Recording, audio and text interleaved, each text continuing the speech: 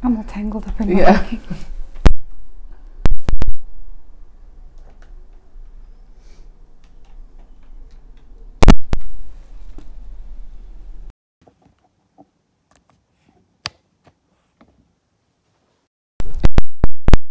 We're on. Oh my god. Let's see. Oh no, it's stopped and now I've frozen. And Look now it's stopped. No, we're working. Oh, is it working? No, that's not me. There's the delay. Let's see if it. Look, your face is fantastic.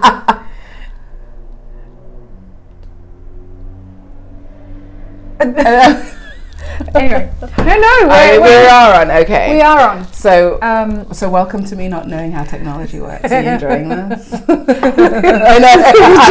Hands. If you're watching this, I know a few things about a few things, but not that much. Okay, we're going to just start all over. Hi. Hello.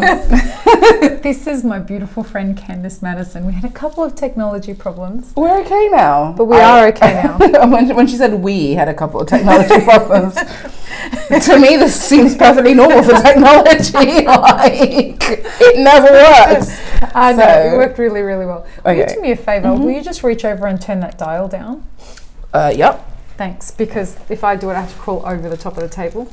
Yeah, that's not all the way down? No. Oh. Just about there. That's perfect. Okay. Yeah.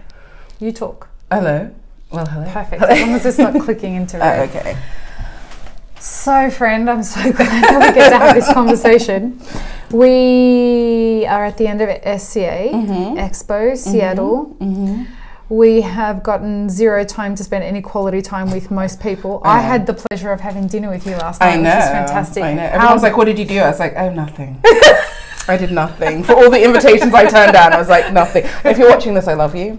And it's not that I don't love you. This is what's really difficult about Expo, and this is what's really difficult about working in such a disparate industry.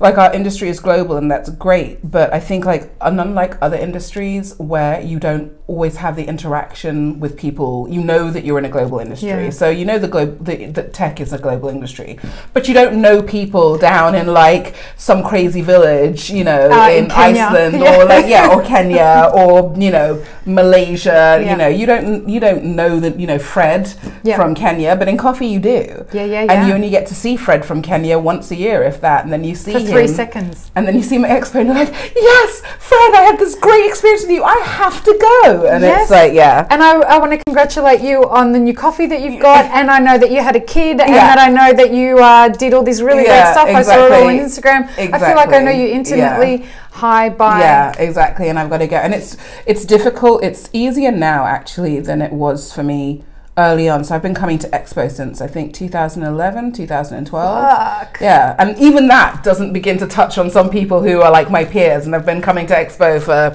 15, 20 years. It's crazy. So, so when I was... I use the term younger quite loosely. When I was younger, Expo was much more nerve-wracking and really anxiety-inducing and really exhausting, because I ill-advisedly tried to do everything. And you feel like you have to. Expo is such an amazing event, and there are all these concurrent smaller events either going on either at Expo or satellite events around Expo. And as like Map It Forward workshops. Yeah, exactly. And then you see all these great things, and you think as a younger person, or I don't even mean age-wise, I just mean younger within the industry, and you think, I have to do everything, and if I don't do everything, then I haven't gotten anything out of this. And that's true, I think, for everybody in year one. Even if you go with people who've been before, even if you have a ton of like experienced mentors, you're still going to have this feeling of, I want to do it all. I want to do everything. This is the most amazing. And if you're new to the industry, this is amazing. This is all the coffee stuff I ever wanted to know in one place. And you leave having touched none of it with any significance. Which is why I've started to pare down. I mean, I didn't do Expo at all last year because I was just like, no, I can't. I don't have the emotional energy to give to this. Well, and you got married last year, didn't you? No, I got married 2 years ago. The year before that. Yeah. Like life was having so many new things for you anyway. Yeah, my whole coffee career has just literally been change. Like that's been my whole coffee career. Change. Yeah, personal life or career life, and that hasn't been entirely unorchestrated, but I'm tired, man. Dude, I can imagine. Been a lot. Yeah, I think, yeah. Well, when you say a lot, like for anyone that's tuning in that doesn't know anything about you, what's a lot mean? Like, tell me about where it all started. Okay. Well, I was a yoga teacher.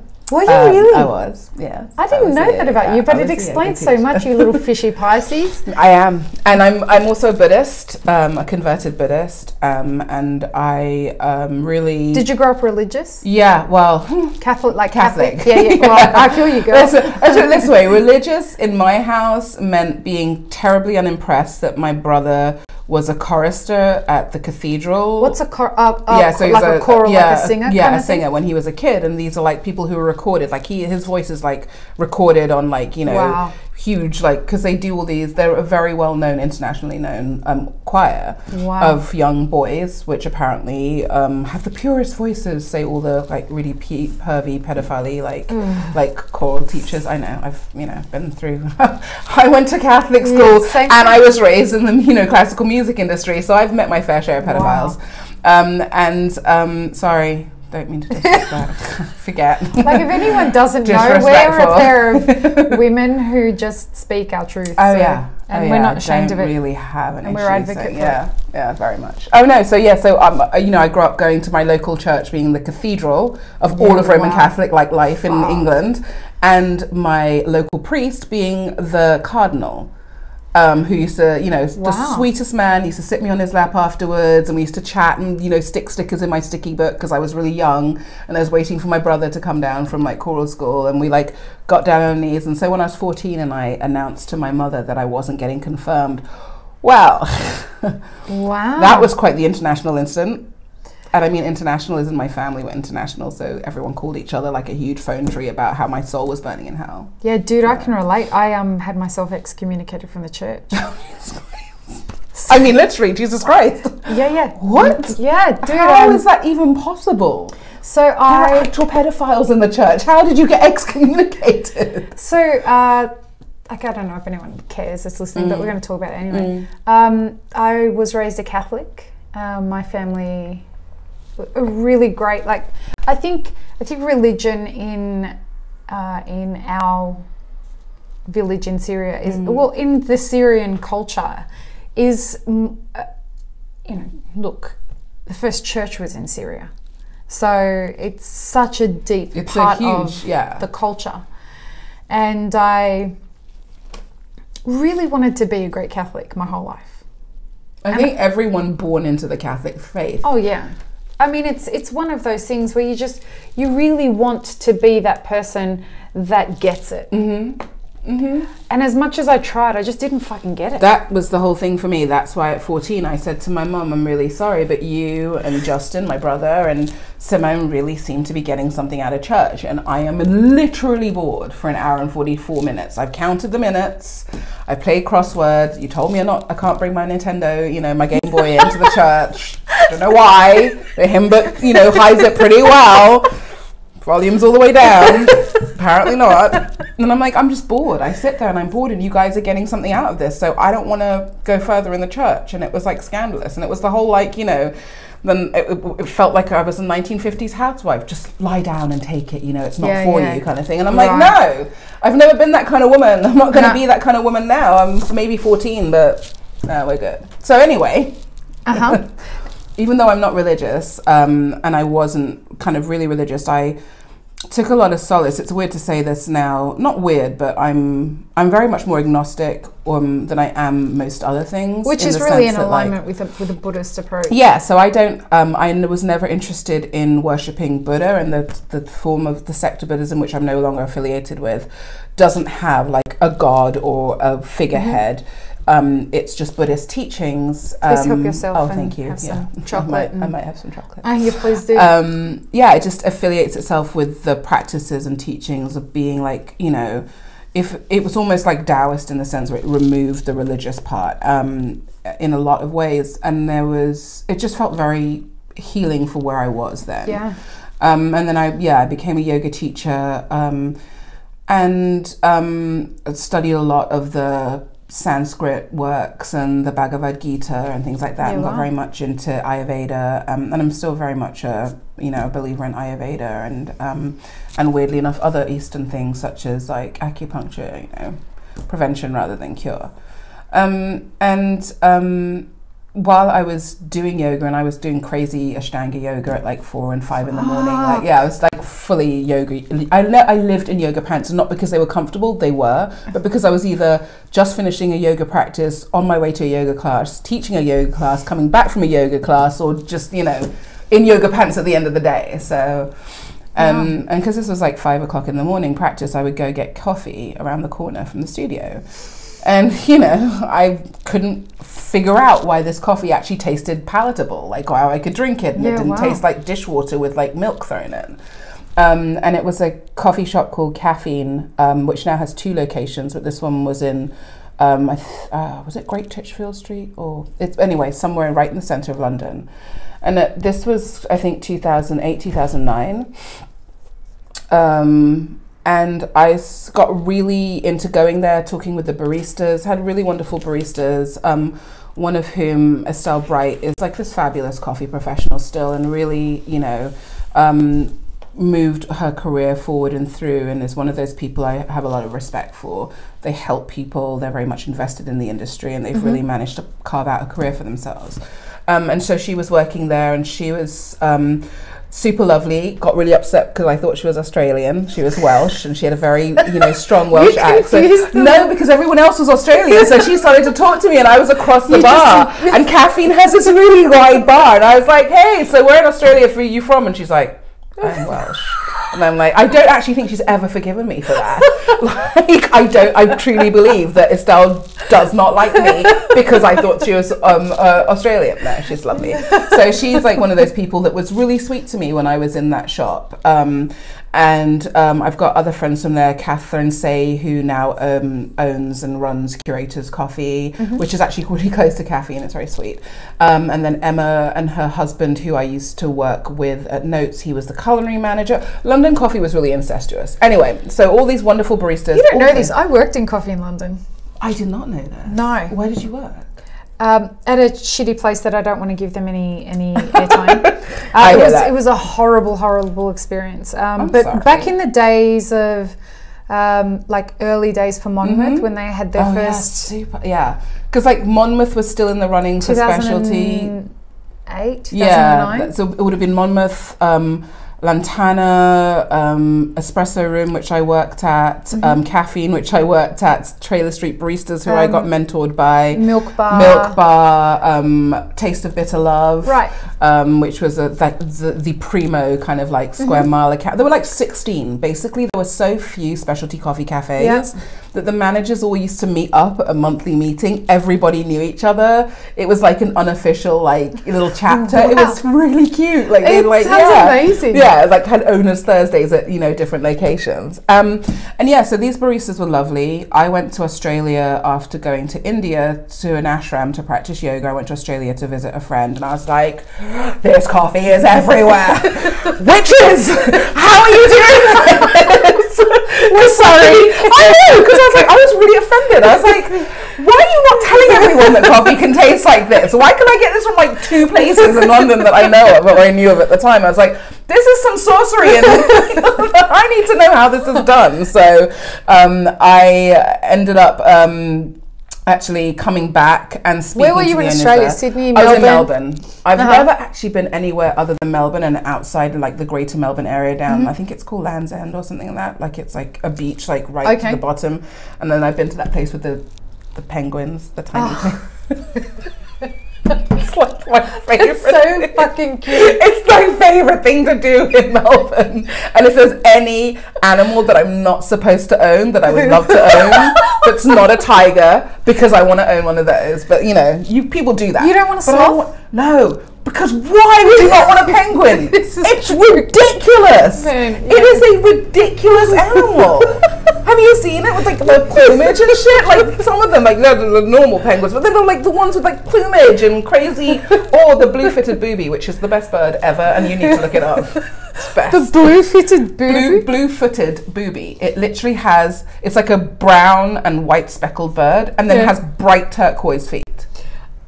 Oh yeah! My God! Yeah. Oh yeah! It's everything. Fantastic. Oh yeah! If there's any crazy animal in the world, I want to own it, or at least like be friends with it. You know. Do me a favor, just with the sound, just turn it down a little bit more. We're a pair of loud ladies, and a bit more. Okay. Perfect. Okay. I think we should be good. All right. Cool. I don't want to blow anyone's ears. No, not at all. So you go to Australia and you're like, you're a bunch of witches, what are you doing? Yeah, what are you doing? And come back and I was like, I need to know how to do this. This is obviously alchemy and I want to learn how to do this. Wow. So I begged Peter Dorsmith, who owns Caffeine, for a job. Well, actually, no. I firstly, who did I beg first? My early coffee career is just basically me inserting myself into people's vision and being like, hi. You know that thing when someone's looking somewhere else and they're just like, woohoo! Something just like drifts into view. I'm that thing drifting into most specialty coffee people's view. Like 2011, I was like, hello. 2010, hi. So yeah, I can't remember who I was first working or talking to. I think it was Andrew Tolley, who the Tolley sister and brothers they're just lovely people. Australians who own Taylor Street Baristas, and they did for a time. They started, I think, Harrison Hall, and then they have a Taylor Street Baristas shop here not here, but in New York, where I now reside. And so everyone, the reason I remember the chats they used to have is they created this network. So I went into Ask Caffeine and Peter didn't have anything. So Peter called up Andrew Tolley and then Andrew invited me down for a coffee and he didn't have anything. So then I went to Espresso Room because Ben had an opening for Barista. So I went to Espresso Room, and these are the days when, you know, they were Square Mile accounts. So I went to the Arches, to where Square Mile was housed, and there's tiny little like underground arches where there used to be like, it's where like historically like garages and antique like people keep their lockups and things like that. And there was like Jess roasting. Is that the Antique Roadshow that you stuff? I love that show. Yeah, it's great. Oh, this is me getting caught on my mic. I need to be mic'd more often.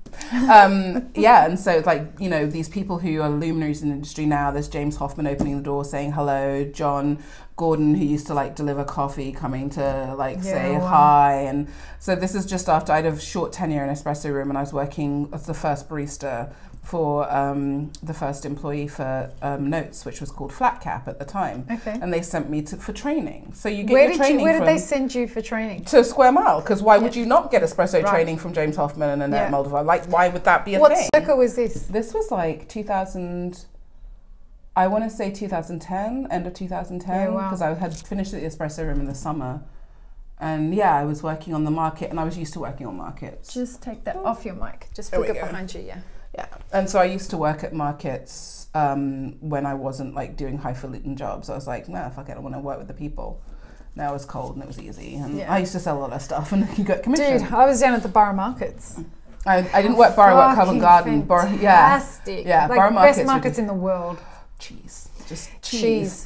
Warmed up cheese over potatoes. But just all the cheese. This Neil's Yard, just like all the cheese. There was one stand, and it's like a really famous stand that sells, they do a ton of, literally 1 ton worth of brownies a week. Oh yeah, I know, Best fucking brownies in the world. Yeah, so imagine that market. Yeah. Yeah, it's the complete opposite. It was horrible. This was like a traditional, shitty English, like, yeah, Gov, yeah, like a little rag and bone, say you a bit of vinyl, you know, that kind of market. It's called Strut and Ground, and it's opposite. That so fucking well. Yeah, that's because like I can do Australian as well. It's like, I really can't. But no, it's like kind of like, Candice, you know, the Bobby would walk past, the policeman, I'd be like, what's up?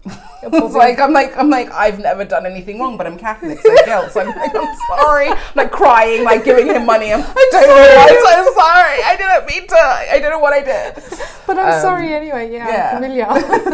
Yeah, the first time I went for espresso training, actually, it was James and Annette. Actually, we ended up just having a coffee sipping or something like that, because the electricity, it was on a they have like 3 lines of electricity, and one of them, which is normal, and one of them had gone out or something, so they couldn't roast, they couldn't do anything, like whole half of the building that was all with the roasters and the espresso machines. Just flick that one behind you. Yeah, perfect. All the roasters and the espresso machines weren't working. And so they it's were just like, let's just sit and have a coffee instead and of chat. instead of because it was early days then, wasn't it? So instead of them being like, they were both world champions. Annette was a world champion cupper, and obviously James had recently won WBC, which had meant almost nothing to me because I was still working at Espresso Room. Somebody said, this is just flipping back a couple months, but somebody said, "Oh, you're in coffee. There's that whole competition now, isn't there?" And I'm like, "Yeah, okay."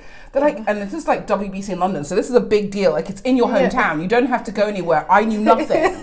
And people are like, "Oh, are you going to go and watch the competition?" And I remember sitting there, trying to really hard concentrate on pouring a heart and talk at the same time, which was near impossible at that time. So I'm like pouring, going like, why would I go watch people do what I do every day? That's so weird. Not realizing that the intensity that you're focusing into this cup is pretty fucking neat anyway. The best thing about competitions, someone once sent me a video of, did you know they had freestyle canoeing? Excuse me? Oh, yeah. They have freestyle canoeing. Like, you go with your canoe and you on a water stage and you do tricks and you do turns and you move on. I'm not joking. You are. I'm not joking. It is highly ridiculous. Look it up, because that's what coffee competitions look like to everybody else. It's like, there are rules apparently. The guy's doing some twirls and the guy in the background's going, Dude. Gonna have a couple points shaved off for that. And I'm like, shaved off for what? No, my question is, why the fuck are you in a canoe on a stage? Yeah.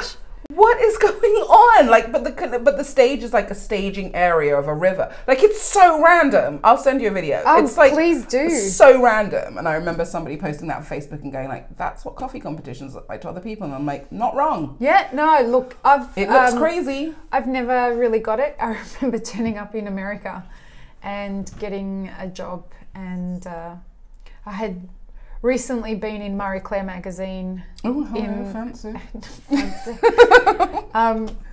Toby Smith from Toby's Estate was asked to name his top 5 baristas in New South Wales, and I was one of them. And so when I moved over to America, this was probably 2011-ish, 2010, 2011, and the person who I was asking for a job in Hollywood, he said to me, "Do you compete?" I'm like, "No." No, Australians don't do that. And he said, "Well, how do I know you're any good?" And like a total wanker. Wow. I said, wow. No, me being a total wanker. But also wow to him. Being a total wanker, I said, well, I was just in Marie Claire magazine as one of the top 5 baristas in New South Wales. And he said, well, make me a coffee. Yeah, right. But then he later said to me, what do you mean Australians don't enter competitions? But it's a part of our culture to not step into that. And yet, what? I know, but look, in the last 2 or 3 years ago, I was at the regionals for Sydney. Right? Which is like... How many people do you think would enter the barista competition at the regionals for Sydney? I don't know, 40, 50? We struggled to get 11. Are you serious? And there was one year where they were going to have to cancel the competition. Are you serious? So they just called out and does anyone just want to enter so that we can actually have the competition? So the last time I was there and happened to be one of the baristas asked me to help coach him, and so we're there and everyone was stoked. 11 people entered. 6 of them were Sasha's from Owner Coffee. Well, I'm not surprised, but that's hilarious. If we had have taken Sasha's out of there, we would have just scraped through to get into to actually make the whole fucking competition happen. But I mean, what about 2000? When was it? Was it 2012, 2013? Is that when Purga won? Did Purga win? I think the first time I went, he came second. And the second time I went, he won. In Melbourne, I think it's a much greater kind of turnout to these kinds of things. In Sydney, we've got an absolute stick up our ass about a bunch of stuff when it comes to coffee. And the way, I remember when I was coming up particularly, and look, my focus was split between a music career and being in coffee. And I had to figure out, am I working at building a music career, and that's where I want to dedicate my efforts in having a, you know, notoriety and things like that, and was paving my way to Hollywood and recording there and doing lots of great fun stuff there, or do I want to make a long-term career in coffee? It's so funny that you were able to think that way though, because I gave up on yoga not because I really necessarily wanted to, but because my yoga teacher, my yoga instructor himself was just like, you're not, he's like, you're not really in yoga anymore. He's like, you started doing shifts at the coffee shop to kind of finance your yoga career. And you're now just doing yoga instructing because you like it, but you actually have a job in coffee. And that's how the flip occurred. It wasn't something I consciously decided to do, it just happened. But I never thought of having a career in coffee because I didn't know coffee was a thing that you could have a career in, because it was very nascent. You know, there was nobody talking about commodity coffee. Like, you didn't think about that. It just came in a can, you know, it just came in a jar. You just had your coffee, or you went to some, you know, historic coffee shop in England that's not a chain, and you had something terrible that was awfully bitter, but you felt really sophisticated about it. But that was it. That's all you saw of coffee. And specialty coffee didn't really exist in the minds of any Londoners when I started. It was like one or two amazing coffee shops, and it was a new thing. It was very nascent. It was very exciting. It was like breathless in the press when they do a little like, did you know, or new in London, or, you know, this kind of like so exciting thing. Because coffee houses started in London. I know. Like, yeah. The irony the first one, I think, was Vienna. But yes, coffee houses were born of insurance companies, newspapers, things like that, because that's where all the business got done. So they were actually born out of coffee houses. So coffee has this like amazing history in London, but it's almost buried. Like, you can have, there are little markers where they have, like, you know, the original coffee shop. Really?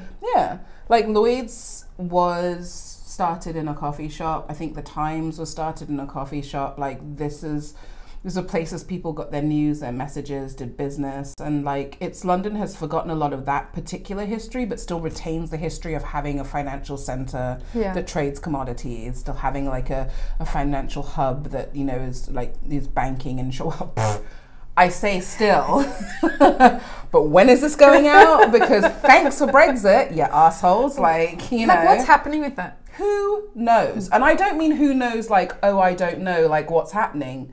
As in, like, they don't know. Well, because like, fill me in. I've been like, but how can I fill you in? Like, there's literally nobody knows what the fuck is going on. Not even the ministers. Well, didn't they just reject some bill or something? Right. Like, when's it supposed to happen? This year? Like, I think it's like the beginning of next year. 10 minutes like, from yeah, now? like it's like maybe no, you're good. You didn't want to have a think about this. You didn't think about you just thought you'd knee-jerk get people to vote. I feel like what they need to immigration. do is like ask the question again. Like, do we really want to do this? They don't want to, because they know the answer will be hell no, you liars. So they don't want to, because they don't see any need to worry about people rather than saving face. It's a mess. Did they ever decide whether there was any colluding with regards to influencing the Brexit vote, like the same way that the Americans... the Cambridge Analytica, yeah. That was about Brexit, wasn't it? Yeah, it was about Brexit. It was about votes here, and it was about Brexit in the UK. It's not British politics is super insidiously slimy and corrupt. There is shocking. I know, right? It's really weird. A whole tiny little country that decided it could take over the world and did is corrupt. I think they call it colonialism. Thanks. I had no idea about this thing. Do tell more. It sounds fascinating. I'm from a country called Australia, and I live in a country called the US. And right, I'm a little bit well versed with colonialism. It's a motherfucker. Oh yeah, it's a thing. Shall we chocolate? Yeah, let's chocolate. I mean, I don't need to worry about blood sugar. Oh, it's dark chocolate. It's dark chocolate, and there's no. Like, I can build a bunch of excuses. I ate cheesecake yesterday. Just snorted. It's like, oh no, I can't possibly eat sugar with the pre-diabetes. It's terrible. Did you hear the numbers the CDC just released about pre-diabetes? Everyone? Earlier this year, 30% of the US population is either pre-diabetic or diabetic. And by Guess where I became diabetic? Where? Here. Oh, that doesn't shock me. Yeah. And by 2037, 100% of the US budget will be required to keep the population alive. Sorry. That's not a number I pulled out of my ass or heard on some podcast. I just believe it. I believe it. It's just... That's from the CDC. It's just the irony of living in a world where so many have nothing and so many have too much. I can't say anything. I'm hugely fat. I enjoy a very, very luxurious lifestyle of actually being able to eat what I want when I want and having the whole issue of like, oh no, I should maybe not eat as much. Yeah. But it's really disturbing. I remember being much younger and hearing about like butter mountains and grain mountains and like mountains of food that they literally had to like were rotting and they had to get rid of because they couldn't sell it. And being a child, I was like, why don't they send it to all the poor people? My parents just looked at me like sadly, as people do to little children who are like, why can't we all get along? Or yeah, you don't understand that the world is full of greedy people. So America has been really eye-opening to me about a whole bunch of stuff.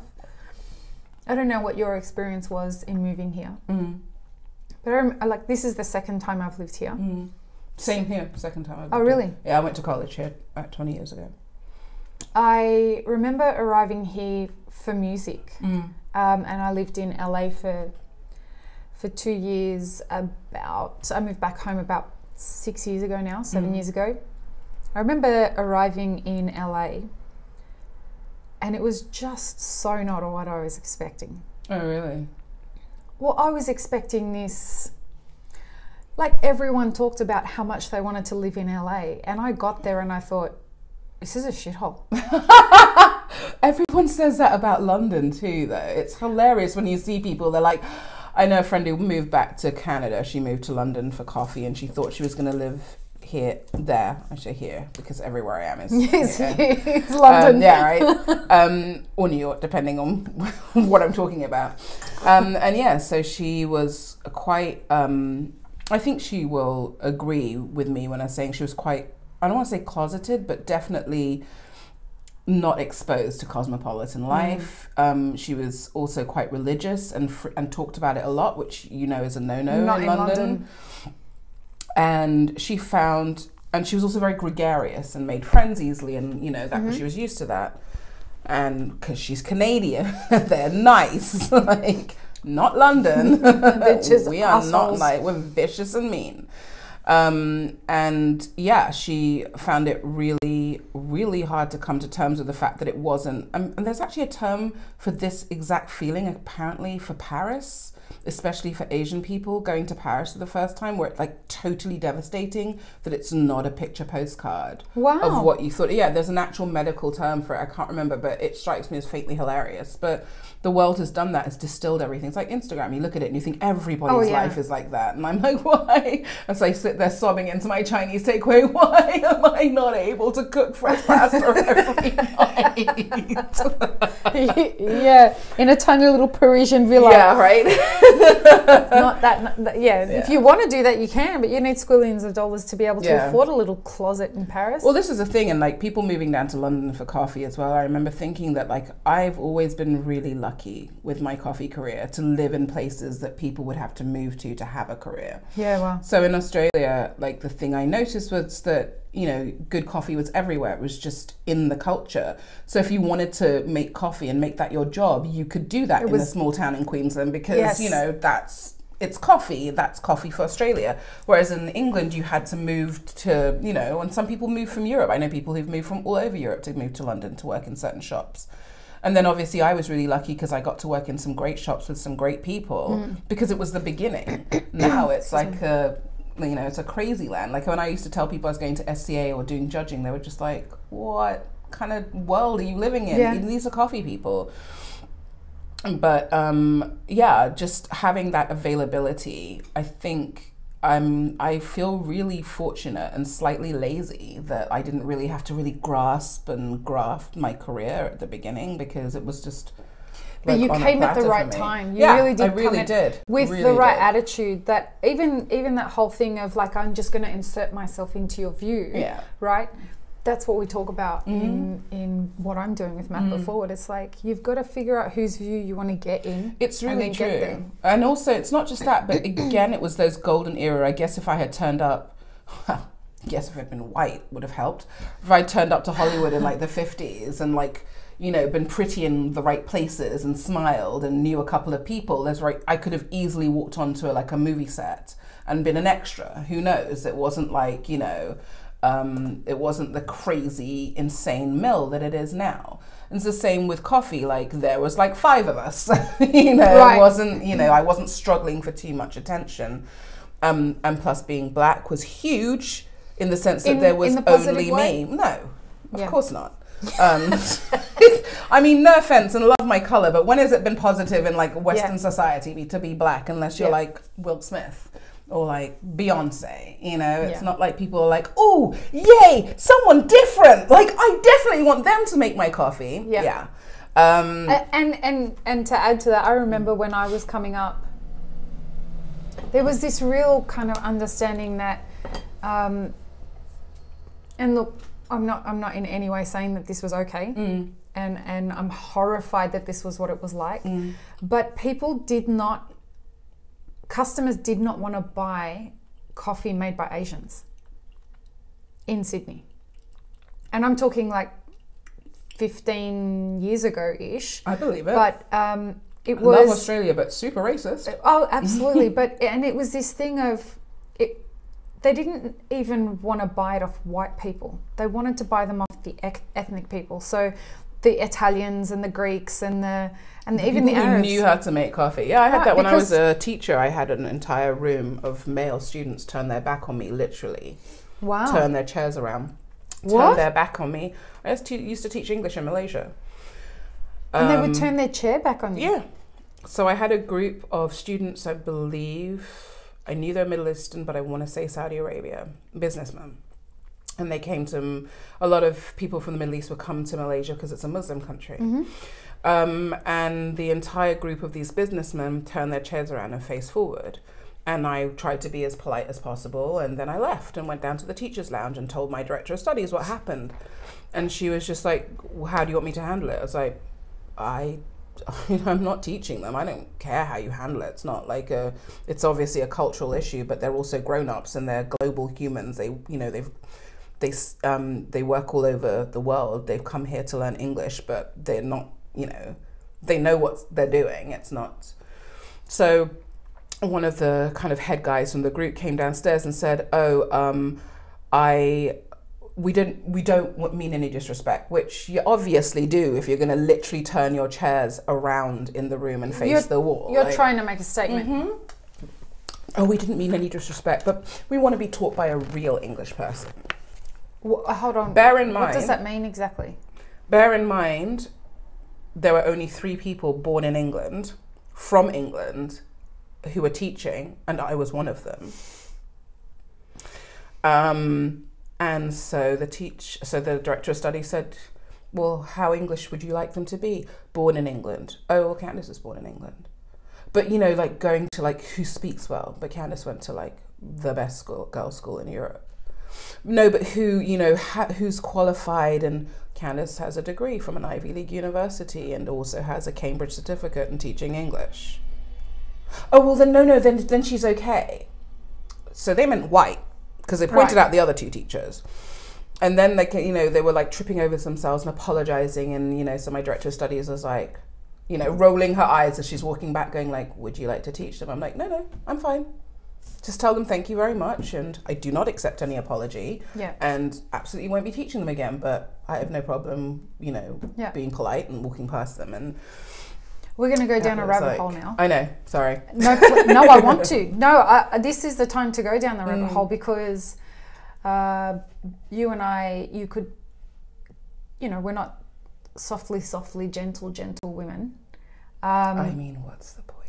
Yeah, we're still very feminine women, but we're not the kind of women, like we've both been, we had a big chat about this last night over dinner, but we've both been challenged in pretty much everything we do, and we may as well talk about it, because hopefully there are going to be men and women that listen to this that can identify with our experience, and hopefully we can like unpack some of this shit. What's the thing that surprised you the most about why it's so hard to be a woman?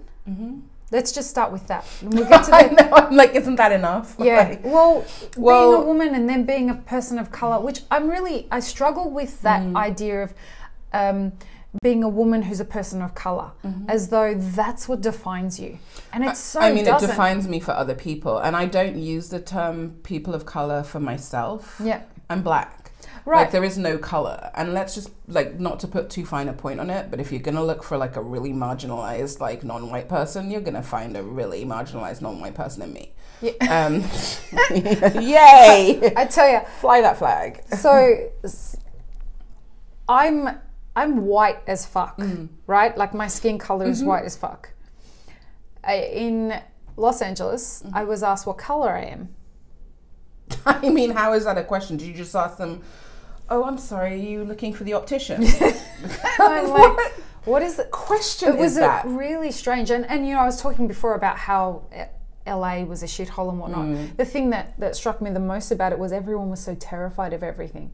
And that was like my whole experience of the US has been fascination with how terrified everyone is about everything. Yeah. Right? And so in trying to, a part of that terror is understanding who the people you're engaging, where they fit in the scope of how scared they should be of you or not. Like, are you an adversary or are you one of my people is pretty much how I've noticed that people approach meeting new people here. I don't know if your experience has been the same, but this person said to me, oh, what colour are you? And I've never been asked that question before. I find that a hilarious question. It's like, what? To me, that's an eyesight problem. It seriously is. It's like, why don't understand what you're asking? Yeah, but it's an eyesight problem in here. You know what I mean? But it's like, that's what I mean. It's like, if you want to know the colour of my skin, you can see it. If you're asking me a different question, then ask me a different question. Yeah. And I genuinely was so confused by the question because I'd not been asked it before. And back home in Australia, we have the same level of racism, but they don't say it like that. They say, where are you from? Yeah. Oh, yeah. No, we get, where are you from? No, where are you really from? Yeah, right. That's where and I say, oh, I'm born in Australia, and I'm Australian. Yeah. And they'll be like, no, but where are you really from? I know. I'm always like, people are like, I'm English. Where are you really from? London. Yeah, but where are you really from? Oh, West Hampstead. No, where are you really from? 9 Rondeau Road. What more do you want?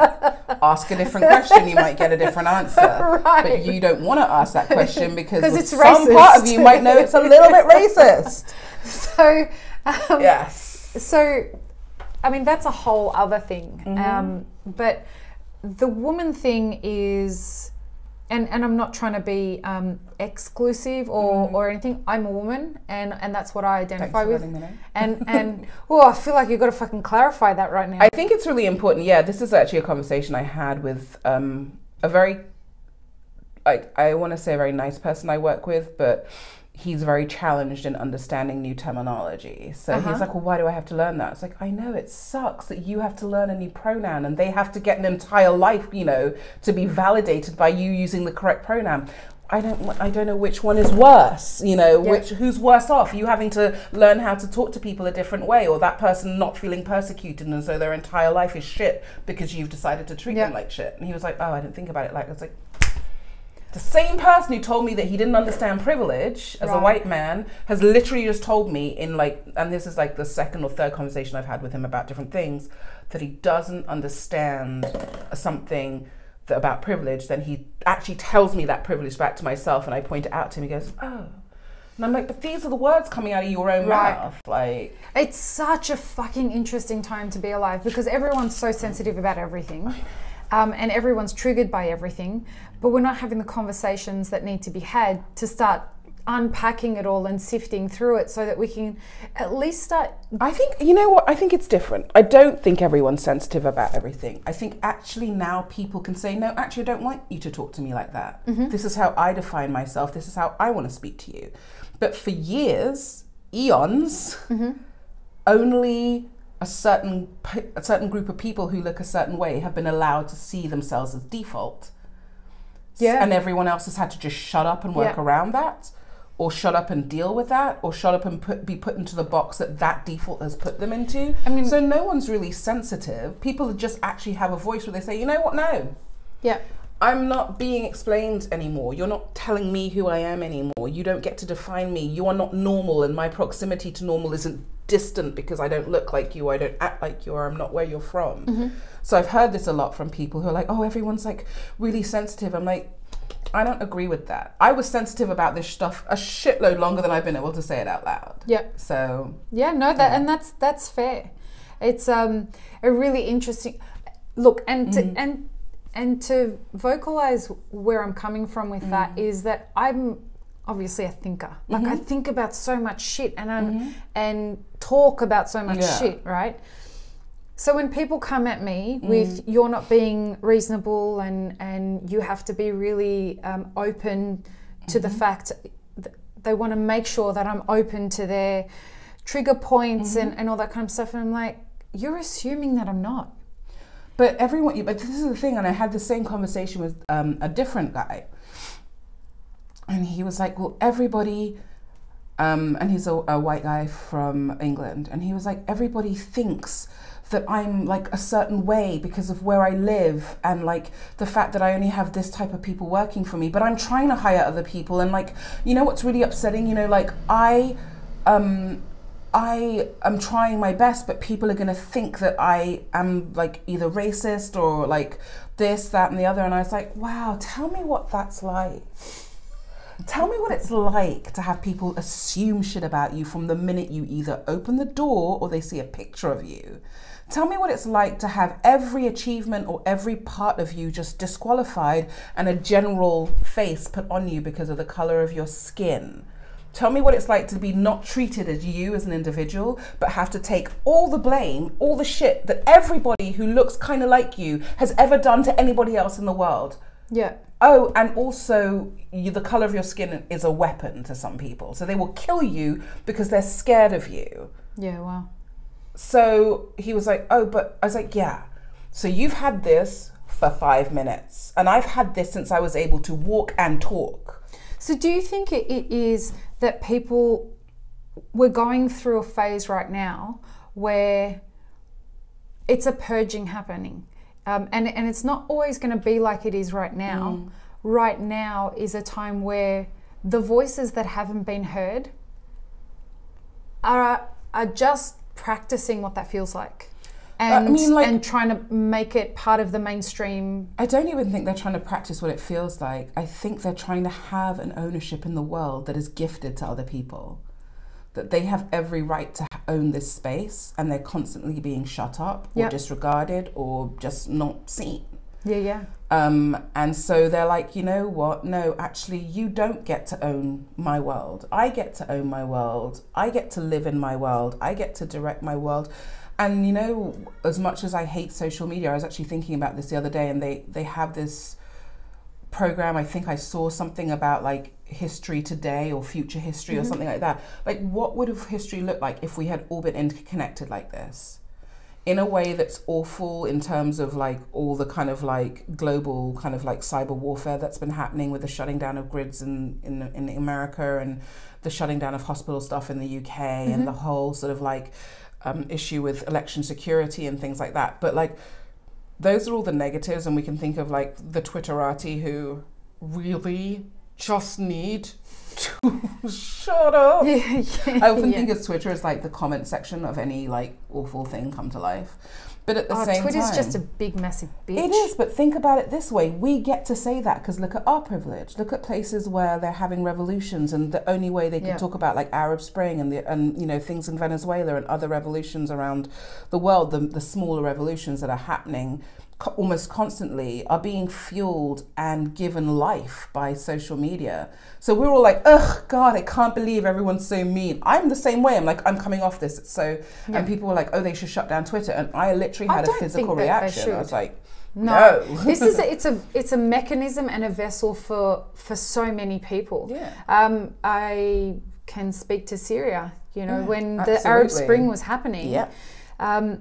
Bashar al-Assad, and for anyone who's going to send me hate mail about she's pro-Bashar or anti-Bashar, I'm not pro anyone. I don't think that there's a single person on the planet other than the closest people to the people who, like Bashar al-Assad and his immediate advisors, the people who are running ISIS and the immediate people around those, as well as the people that are the rebels, the rebel leaders and the leaders around them. They are the only people that know exactly what's going on from their perspective. But everyone says that about Syria, though. Everyone says that most of the people commenting about Syria, even the so-called experts, literally don't know. And nobody knows. Shut up. Let me tell you. Because it's such a mess. I speak to my cousins in Syria on a regular basis.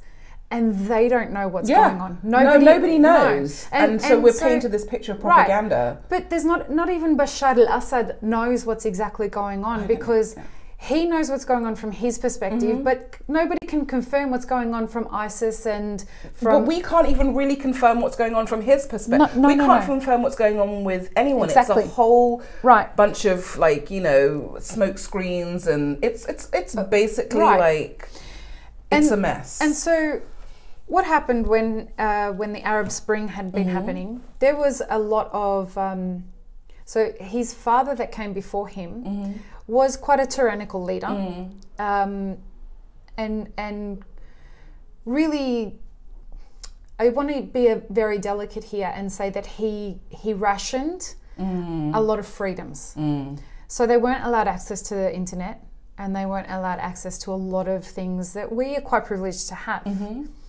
So Bashar al-Assad, who is the current president in Syria, he has a PhD in optometry, was educated in London.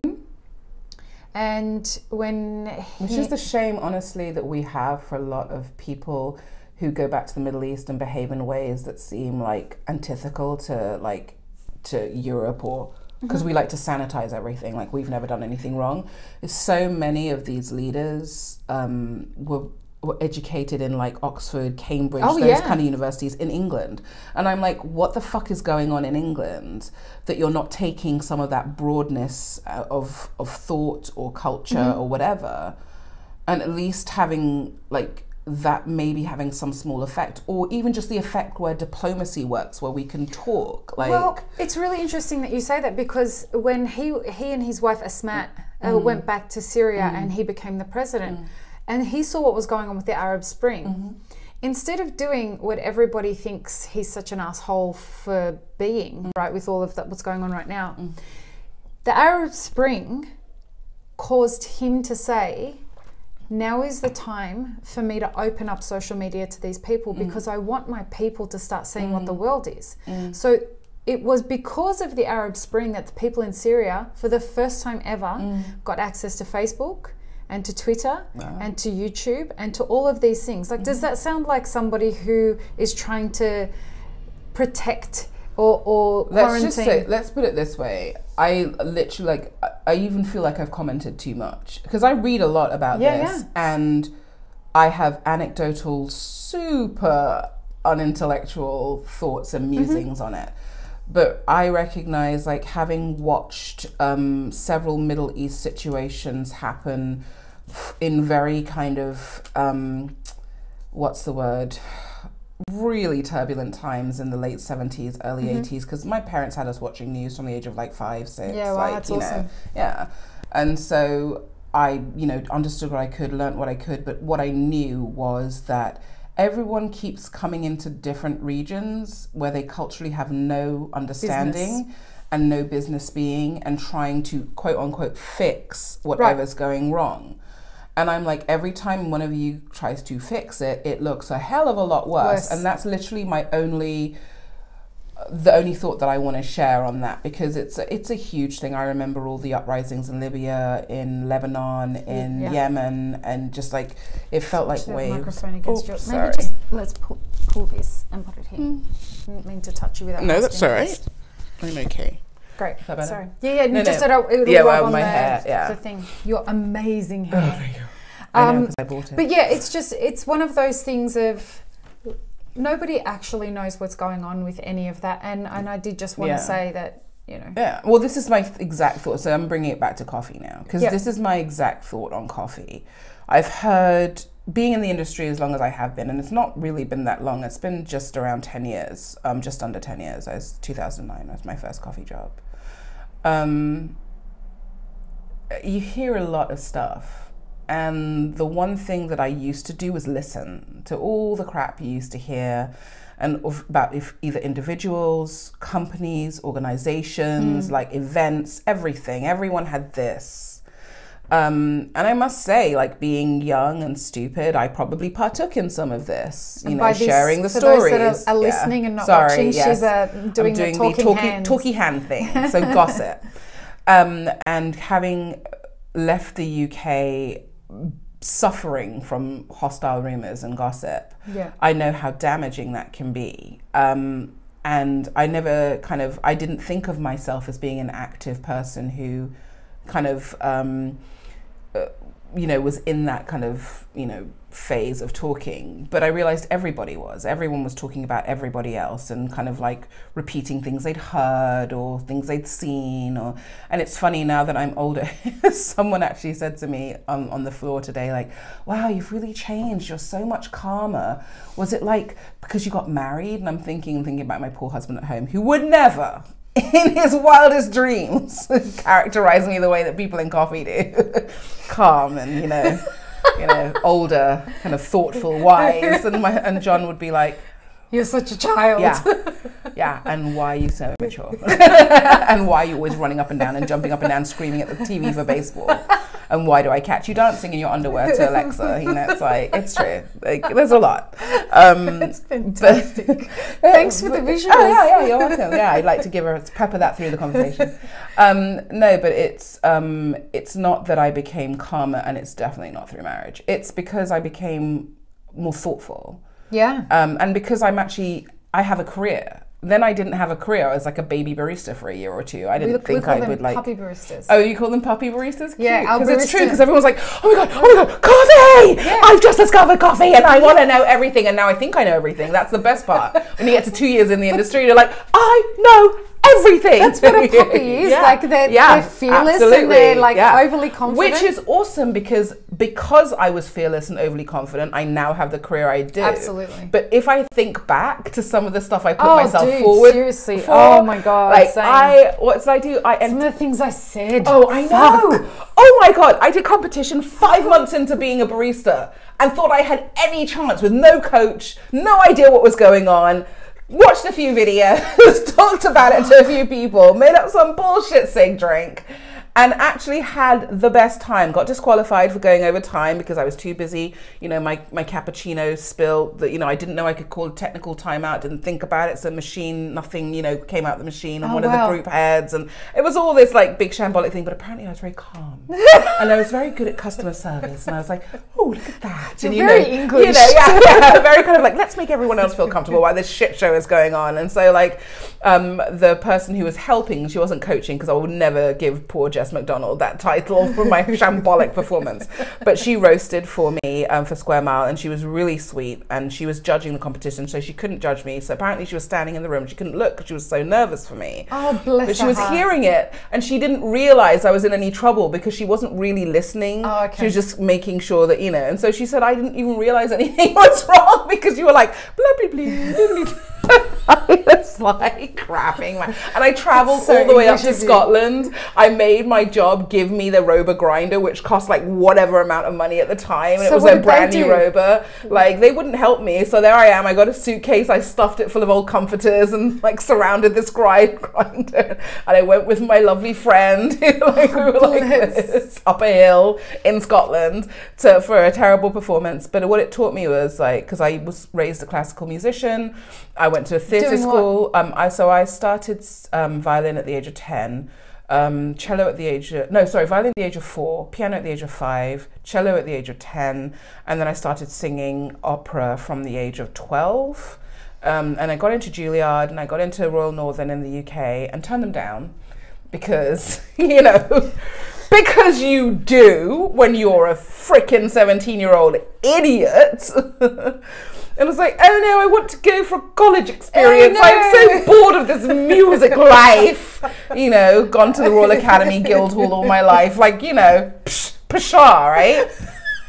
It's like my sister turned down like a scholarship to Berklee School of Music or like LA, some big thing that churns out. Like she was like this amazing singer. She, graduated from the Royal Academy of Music. And it's like, no, got preggers. It's like, fuck it. I didn't even get pregnant. I just went to university. I was like, no, I want to move to America and go to university there. But my mum was like, Juilliard's in New York. And I'm like, if you you're a singer, you know this, singing operas, like insane. You can't cough. No. You're not allowed to cough. I had to talk up here so that I didn't stress my vocal cords. And I was like, so don't talk like that. Oh, you have to talk like this. I sounded so ridiculous. Charles Jack was getting ready for his talk that he gave today, but he's lost his voice. Oh no! Yesterday I think I saw him. Yeah, yesterday he came. He and Chris and Jared came to the talk that Jared and I were giving, but Charles couldn't. He was like whispering to everyone. I'm like, stop whispering! It was the worst thing for you, right? And it's like, really? I'm like, I'm a singer. You write down everything that you. Yes. You don't use your vocal cords at all. You don't cough. You swallow. Have to always keep this I was 17. I barely just discovered drinking. I wasn't about to put my whole life on hold for my freaking voice. Which I was told at the age of 20. I got my first write-up in Opera magazine when I was 17. Wow. I was told that I would have been earning $75,000 a concert at the age of 27. What is wrong with me? Because you wanted to make minimum wage as a barista. Yeah, I did. £10 an hour was very exciting. Oh, you thought I was on £10 an hour? I'm very lucky at the beginning. Are you kidding me? I was on £10 an hour. Nice for you. I was not on £10 an hour. I would have been freaking I don't know, Midas. Hey, let me say, I was on £10 an hour. He didn't pay us. One of those people. That's why I don't want to give him that thing. No, I know. Well, there's a lot of people that I don't want to give a lot of props to, but I have to admit that without them, I would have been a lot more blind to things in the industry. Oh, dude, I'm so grateful to the people that fucked me over. Yeah, I got royally screwed over by quite a few people. What does being royally screwed over look like? I was supposed to. I interviewed at one expo a few years ago for an amazing job with one of the world's best roasters. Are you allowed to say who? I don't want to. No, that's fine. Yeah. And this person was very well known worldwide. And I was unfortunately working for someone he was close to at the time. I don't know if he's still close to that person. And that person I did not get along because he's a dick. There's a lot of them. It's not unknown about that person, which is why I don't want to mention any names. Oh, I think I already know who you're talking about, but that's good. And I, did the interview with the roaster and his affiliate, and it was great. And the day that I was supposed to resign from the job with the dick, I found out from a colleague of mine that he had called up his roaster friend and told him not to hire me. Yeah. Because I was trouble and this, that, and the other. It was such nonsense. How much of that do you think you being a woman played in that situation? Oh, I don't think it's just being a woman. I think it's very much to being black woman. What was I told? So I started in coffee in 2009 at a shitty place, moved on to a good coffee shop in 2010, was let go from there because I was too bubbly. I was not what this person wanted. I was too chatty. Everybody loved me. People were sad when I left, but he wanted baristas who didn't say anything. So that was my first recognizing of, somebody's vision getting in the way of the fact that I was good at my job, but I didn't look a certain way. And I knew exactly what that meant because that person only had one type of other person working for him since I've left. I got the job with someone I still call my boss. I love this man, Fabio Ferreira. He owned Flat Cap with Rob, his partner at the time. So Fabio at that point was a former Brazilian coffee and good spirits champion. And Rob was just a guy with a van in Stratton Grand Market. Hello, love, cup of tea? Yeah, so great. That wasn't Rob, that's everybody else in the market. They were great. And I worked for them, and they basically, like, Fabio was awesome. He's like, do this, this, and this. All right, I'm going. I've got it. We're building a shop. And I'm like, but I don't know anything. He's like, well, you better learn. And that's how I learned, because he had faith in me and because he gave me all the training. Like, he told me that he could send me to James and Nanette, and did. And I got, you know, some training there. And he helped where he could, and he was really interested. And he was really a driving force in my career, in the sense that he always wanted to be better than the next person, and I was good, so he always wanted to be better than me. So we would drive each other by getting better at things, and that's like the competitive camaraderie. Yeah, that's so great. Really in helping you elevate yourself in your career. And so I worked for him on this one cart they had at the time, Flat Cap, and then they had a slew of carts under the term Notes. They were Notes Music and Wine. They offered they opened a shop in Trafalgar Square, which was their flagship, and it's still there. They now have like 9 or 10 like high-end places around the UK, and he was actually the second person I ever roasted for.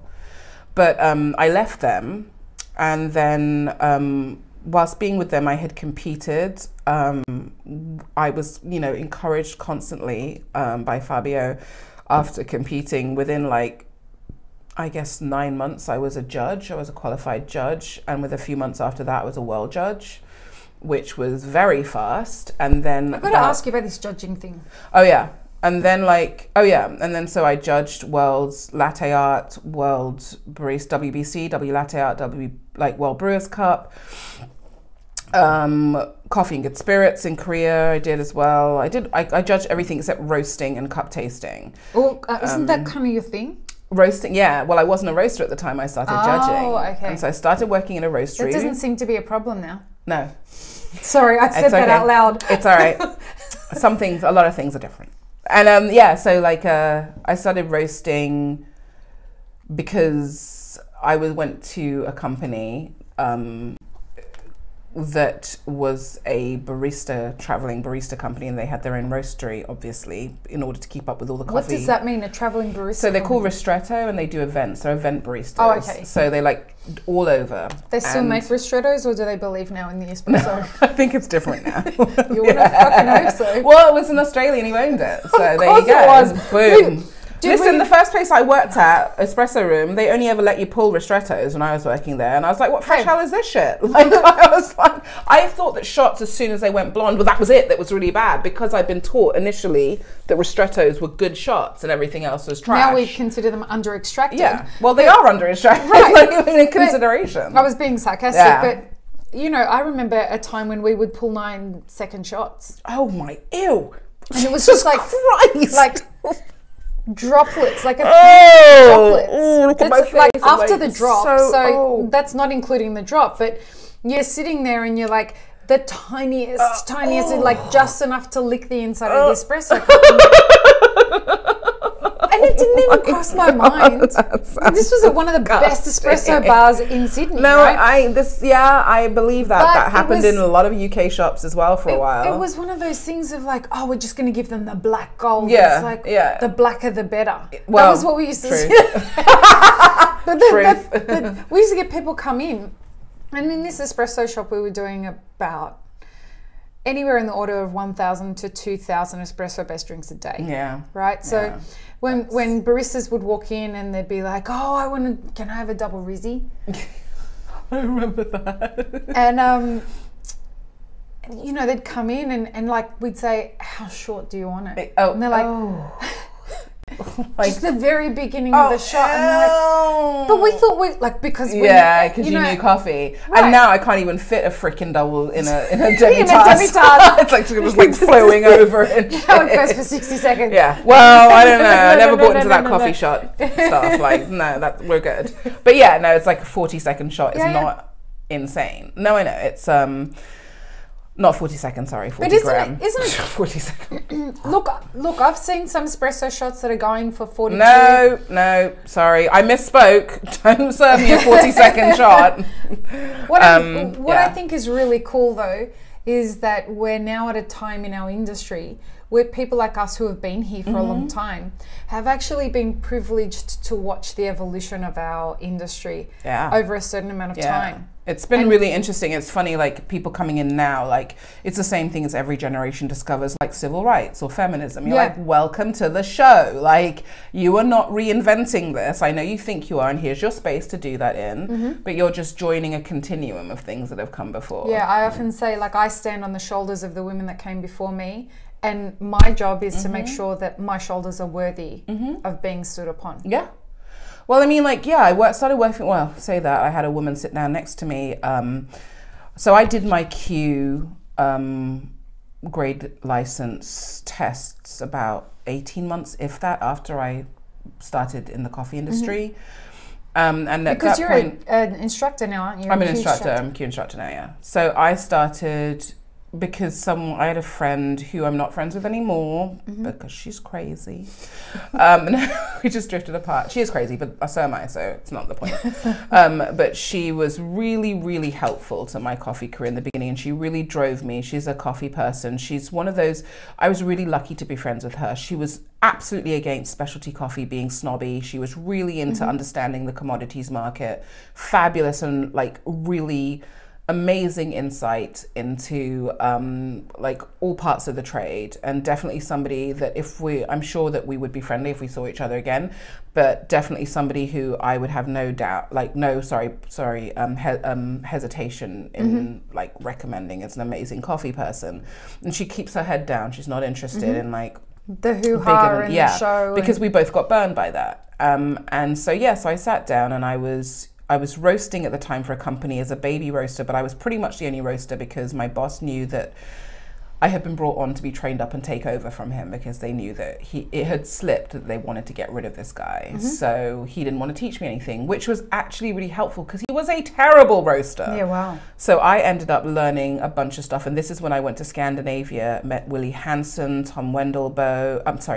Tim, yeah, right? Who's that guy? Shout out to Tim. Tim's brother, Tom. He's non-existent brother. What's his name? Mats Johansson from De Matteo. I met Jasper Bird. I met a bunch of coffee people who were, and Tim's baristas, Steph and Ida, were just like, these people opened their doors to me, let me sleep in their houses. Wow. I was with Hakon Kim from Stockfleth. I was like meeting like these, championship baristas, and amazing, like Willie Hansen was one of the original people who started WBC, these amazing people who just were grateful and happy to have someone. Robert Thorenson, who was a former champion who had started I think it's Collaborative Coffee, and he was hanging out, the guys from Solberg and Hansen had me walk around their facility. They cupped with me.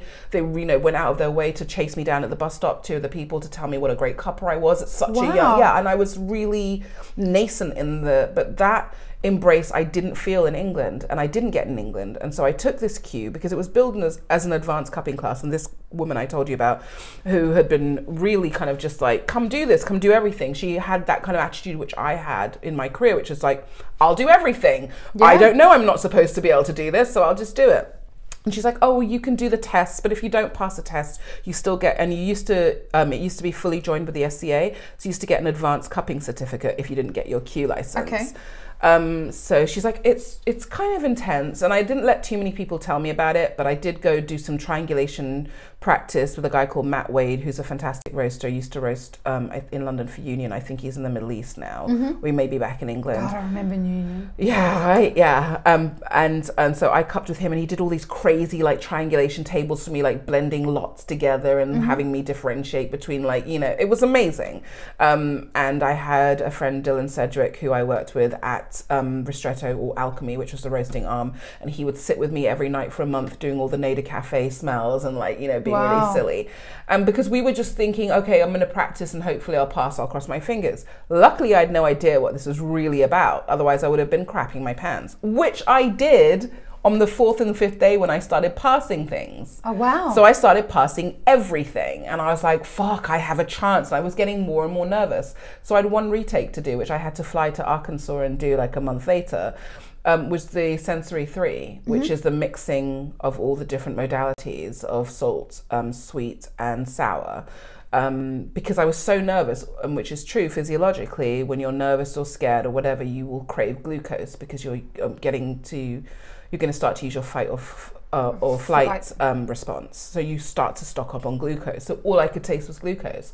When I did the retake, I was so chill because I was like, okay. And I couldn't take my retake where I was. I was at Nueva Simonelli's lab, which was, I love Nueva Simonelli. I love the guys there. I love that company. Freaking love those people. Oh my God, we had the best time with Tolentino in the middle of a... You just let a little American slip in there. Oh, really? God. Yeah.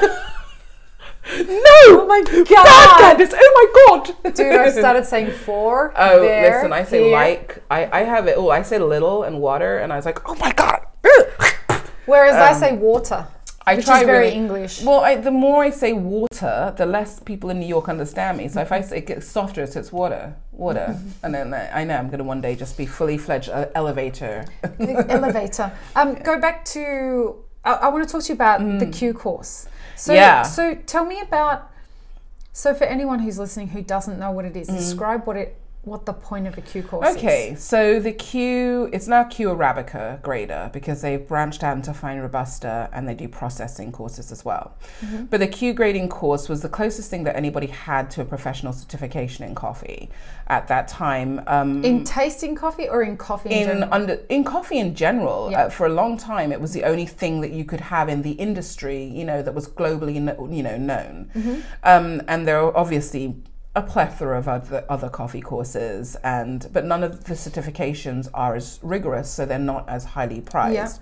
So it's very much similar, if you want to give an analogy, in terms of understanding. It's not similar in terms of the actual thing, but people understand like sommeliers and having to kind of practice to be a sommelier. So it's understanding the quality of green and roasted coffee. So the examinations are very distinct. They've changed over the years, and when I did it, it's a little different from what we're doing now, but only like minor kind of things.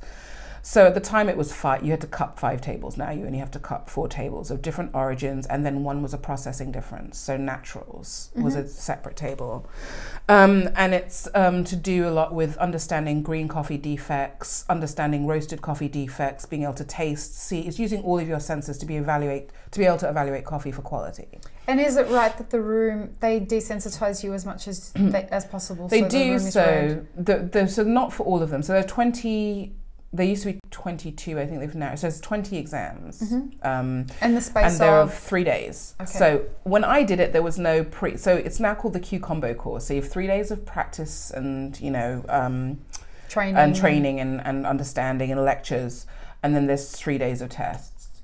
I had 3, the instructor was allowed to tack on an extra day. So I had 4 days, where he did little mini stuff of lectures and understanding, and then it was tests. It sounds intense as fuck. Yeah, it is. It's really intense. And when you're talking about the desensitization for the triangulation and a couple of other tests, and I'm not speaking out of school, instructors don't really talk about it because you're not supposed to talk about it because there's a lot of stuff on the internet. I will say this much, which is for things where they want you to concentrate solely on taste or solely on aroma, they will make the room red light. That's what I thought. So there's no being able to differentiate between different shades of coffee if you're doing a triangulation, and there's no distraction if you're trying to smell for aroma. And explain what a triangulation is. So triangulation, I call it the Sesame Street test. It's like one of these things is not like the other. One of these things is kind of the cutest, same. like little innocent smile when you do that. Because I'm a child and I love Sesame Street. I just went to the Jim Henson exhibition again. It doesn't matter that the Museum of Moving Image is 3 blocks from my house. Maybe I just like to go look at the Muppets. Maybe if you look at my Instagram, you'll see that I made a Muppet, you know? Like, maybe you'll see that. Cookies. Yeah. Yes. Well, we're going to talk about my baking. It's that pre-diabetes thing right there. I walked myself straight into diabetes. I was like, hey, how about I make some cookies? My husband's like, stop baking. Just stop it. They do look good, though. Well, I bake those. I bake chocolate chip. I bake bread. I bake cake. I need to stop. Yeah. And pasta. I've started to make my own pasta too. Oh God, I know. Woman. Yeah, and dumplings and chicken soup. And so the cue is basically you have to pass every single one of the tests. But triangulation? Oh yeah, so triangulation is two of it's a triad. It's three coffees, 3 cups of coffee, and you have to tell us which one is different. And I was doing this anyway without realizing as a roaster, because this was a test mainly for importers and some roasters took it. And I was the 12th person in the UK to get my queue. There was nobody with a queue before me that I think was a barista, apart from the woman I spoke about. But so there was no guidebook for this, but I was told by I had to make sure each production roast tasted the same, and my boss was like, do a triangulation. I was like, what are you talking about? What the hell does that mean? And he was like, oh, you have to put 3 coffees on the table, get somebody to set them up for you. Dylan was our tech guy, so he set them up for me, and he's like, you have to just be able to, if you can't tell the difference, and that's fine, that batch passes, and if you can tell the difference, we will discuss what degree you can tell that. Well, we never did, but and then you can either do a blend back, or you're just gonna have to get rid of that. Sorry, I have to get rid of that batch, and that's how I learned triangulation. What's a blend back? Oh, okay. So when you're roasting, depending I'm not a roaster, so when you're roasting, okay. So this is fun. When you roast, you will follow a roast curve. So coffee will naturally roast on a curve. That's naturally what it does. When you put it in, it's cold, the roaster is hot, the ambient temperature will drop. At some point, some people call the turning point, or the tip, it's either the turning point or the turn. There's another phrase I've heard, I can't remember. Your coffee temperature will equalize to the ambient air temperature, and it'll start the exothermic part of the roast, which is taking on heat.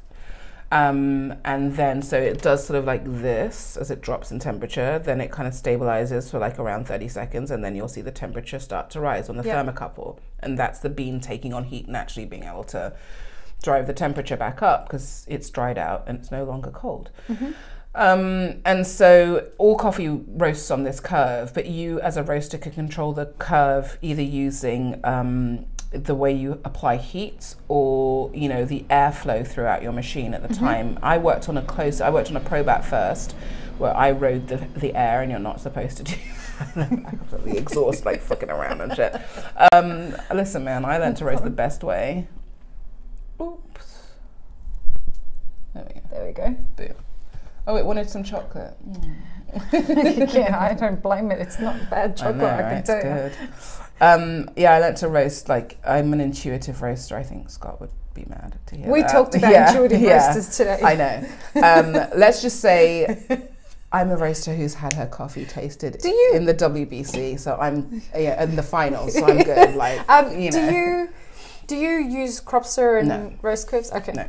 I use roast curves. I'm old school though. I still plot my curves as they're going along. So I'll get graph paper. You create your own data. Yeah, no, there's a lot. I roast on the Loring. There's the last machine I've worked on, and probably the machine I'll go back to when I roast again. But the Loring has its own, it now has updated software, but when I had it, it had a little curve, and you could save your curve in there, and that was it. It was very cute. I fucking love Lorings. But I would still be there as a baby roaster on the Probat with it. We had some kind of again, curve software, but nothing like Cropster was out when I started in 2010, 2011. There was nothing like that. When we talk about our roasting map, the workshop that we had a couple of hours ago, and we're trying to get people to understand what they should be looking at in their map. We broke the map up into the first 2 years, which are the puppy years, so a puppy roaster. And then the next 3 years, which are the mid-career years as a roaster. And then the final 5 years of a 10-year map, which are your pro years as a roaster. The puppy years are about learning the fundamentals of things. And then your mid-career is a skill development. So building off the fundamentals to expand your skill set and kind of widen your scope of what's in your sphere.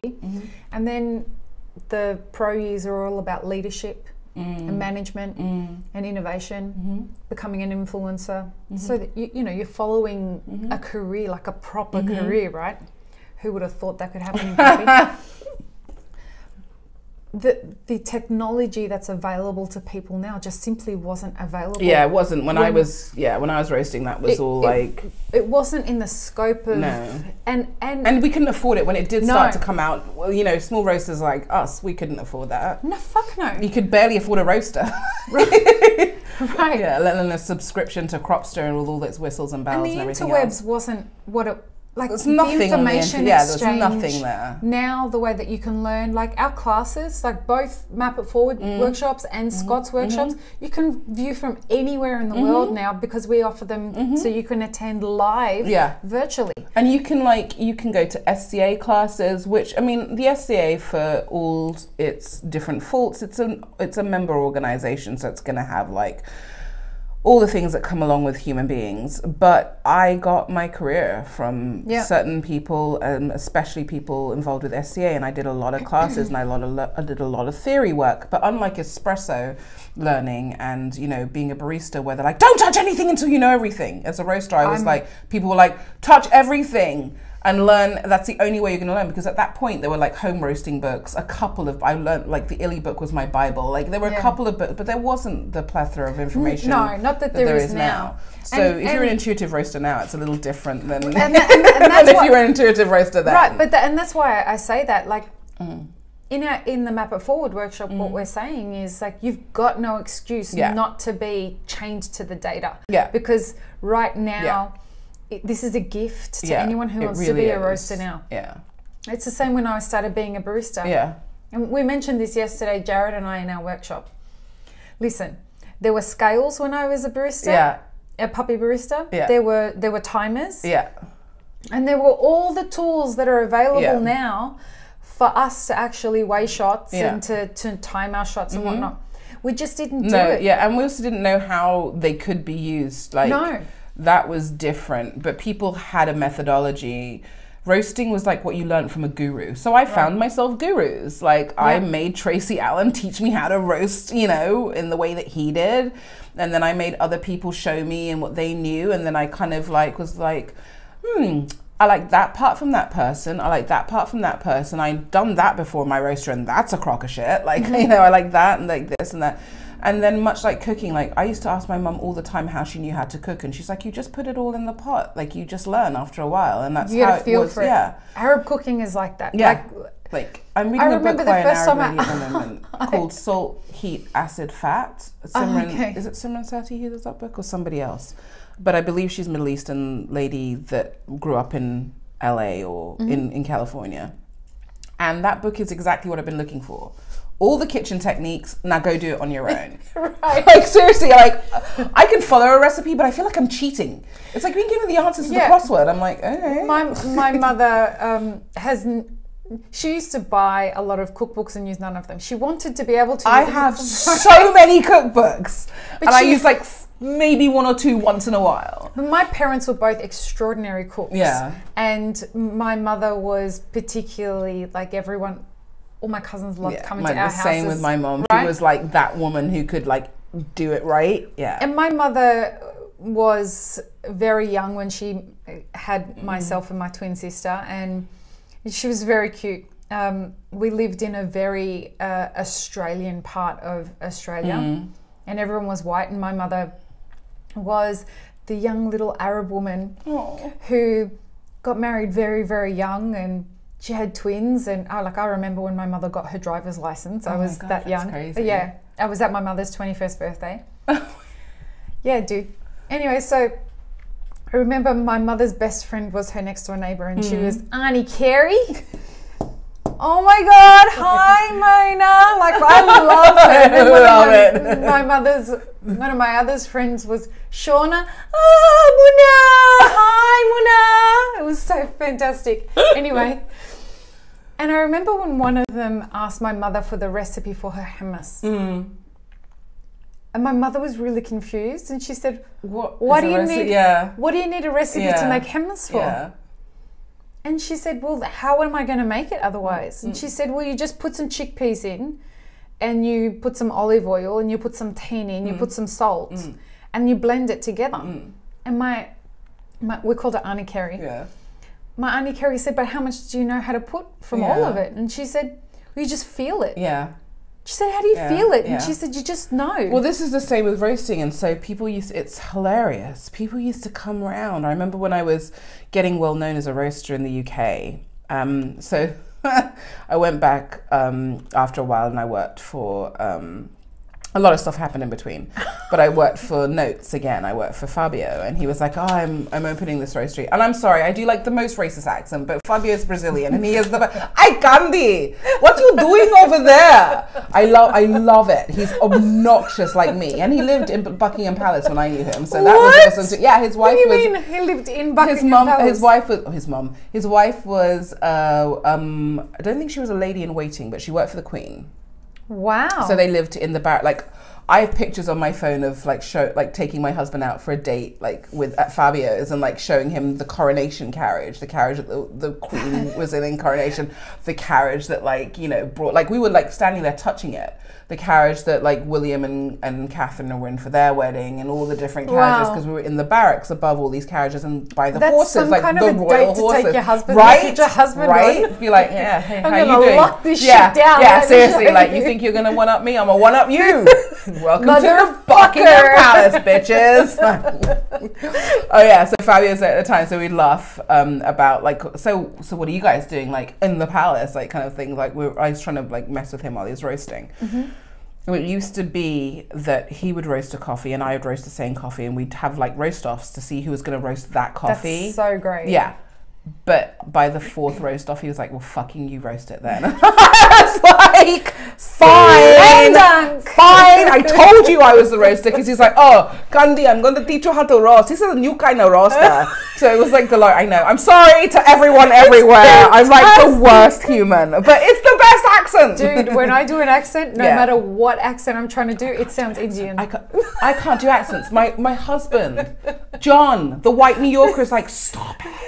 It's racist. At least you've got someone to do that. He's like, it's racist. Whatever you're doing just sounds racist. I'm so sorry. I just end up sounding like I'm talking. No, Indian. I just sound super rude. So anyway, Fabio would say no, you just roast all the coffee, and it was great. He had utter faith in me, and I was never satisfied. I didn't believe him, because I was like, well, you can't taste then if you think so. I would take my coffees around to people, and they would be like, this is great stuff, what are you doing? And so I began to get a reputation as a roaster in the UK, and I didn't want to confess, I still feel right now, that I didn't know what the fuck I was doing. I was just that fraud but thing. I knew what I was like. People were like, well, how do you roast? What's your roasting ethos? I was like, I put the beans in and they roast themselves, and I truly believe that. I was working on an A15, a Loring full air convection roaster, which I love, and I will only probably pretty much ever roast on that machine again. And I was really lucky, because the CEO was like, we don't make this anymore, but we'll make one for you. Oh, and bless. I was like, sweet. He's like, anytime you want to roast on an A15, ask us and we'll make you one. I was like, it's my homie. It's my homie. Just did a total gangster. Yeah. It's my N-word, but I won't say that. Thank you. Yeah, right. And for the kids at home, I'm black, so I'm allowed to say that. It was this thing where I only believed I was good at my job because other people who I respected to be able to taste told me that I was good at my job, which is the whole imposter syndrome, especially for women. There was no data there, so I didn't know my coffees were good. Right. Do you know what I mean? They just tasted good to me, and it got really bad that I would only drink my own coffee. So bad. But you really speak to something that's really important in the sense that now the data's there. There's no excuse for people. There isn't, but at the same time, I wouldn't want them to not try. Look, there's so in this map that we're presenting. A really important part of what we're saying, particularly in the mid-career years, is that while you're spending the first 2 years learning like frantic what the fundamentals of roasting are, and it's not just like the mechanics and the technical part of roasting, it's about, things like understanding the language, learning how to cup, going and cupping with other people, like all of these really fundamental things. You can't roast if you can't cup. Right. I can tell you that much. And then the second part of the map, which is the mid-career years, is all about understanding the relationship between roasting the coffee, cupping it blind, and then the relationship with the roast curves. So understanding the technical aspect, the mechanical aspect, and the taste aspect, and doing that every fucking day. Yeah, but the thing is, you do that, but like much like driving a car, you don't get into your car and think, I'm gonna turn the wheel now. Right. I mean the engine on, and then I'm gonna look in the mirror. You do all of those things as a baby or baby driver, but you never do those things. You just get in. Like my mum used to say, I don't. It's a wonder I didn't cause an accident. The car drove itself home because she's so tired she wouldn't even know what's going on. So I don't know whether I've internalized things, which I probably have because I teach roasting. So Right. But at the same time, I was never tied to any of that stuff. And a lot of what I see these days from coffee professionals, especially from younger roasters, is this almost kind of like pathological inability to not be tied to every new piece of technology or data acquisition kind of materials that they have. And so very few people feel comfortable just walking up to a roaster, turning on and feeling their way through it. Are you going to get the best roasted coffee out of that? No, you're not. But you should feel comfortable. Like if your machinery falls apart, you should be able to take a piece of paper like I do, jot the squares down, put your time, put your temperature, and plot your roast curve that way. You should be able to manipulate and have the feel of your machinery to know that with this roaster, I can't turn, if I want the gas to go up that much, because I learned really just was all my senses. I had to look at the flame, do this, with the temperature knob, know that just that much would be too much heat and just a little low. Now I have to run down the back and compensate with the air because our pro back was shitty. So I had to run around the back and I had little kind of Sharpie lines that were in the bevel that were just where I wanted to move it to at different points.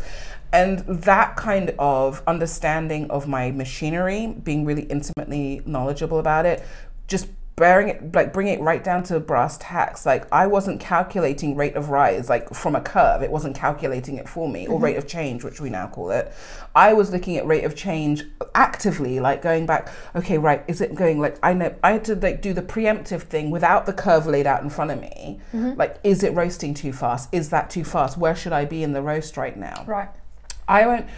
I want to know that you can do that as a roaster as much as you can then plug into all the technology and data and then kind of run your roasting. So tell me why.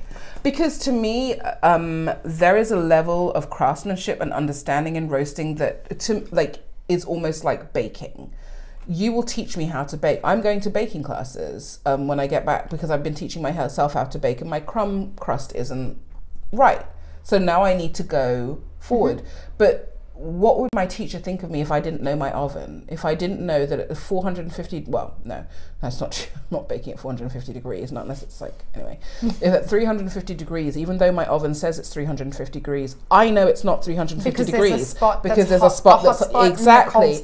Exactly. So if she's giving me this information about what I need to be able to do, I need to know the second half of that. So if something goes wrong, and I say, I did your recipe, I followed it exactly, it worked in your workshop with your, cooker, this is not working, it's your fault. No, that's my fault. Yeah. Because I don't know my equipment, I don't know that my measuring jug has a lip on it, and therefore I don't get quite, you know what I mean? Those little things. So it's a way of familiarizing yourself with the environment of intimately familiarizing yourself with your equipment. Yeah, if you're driving a car, you better know whether the clutch sticks or not, because you might kill someone if you don't.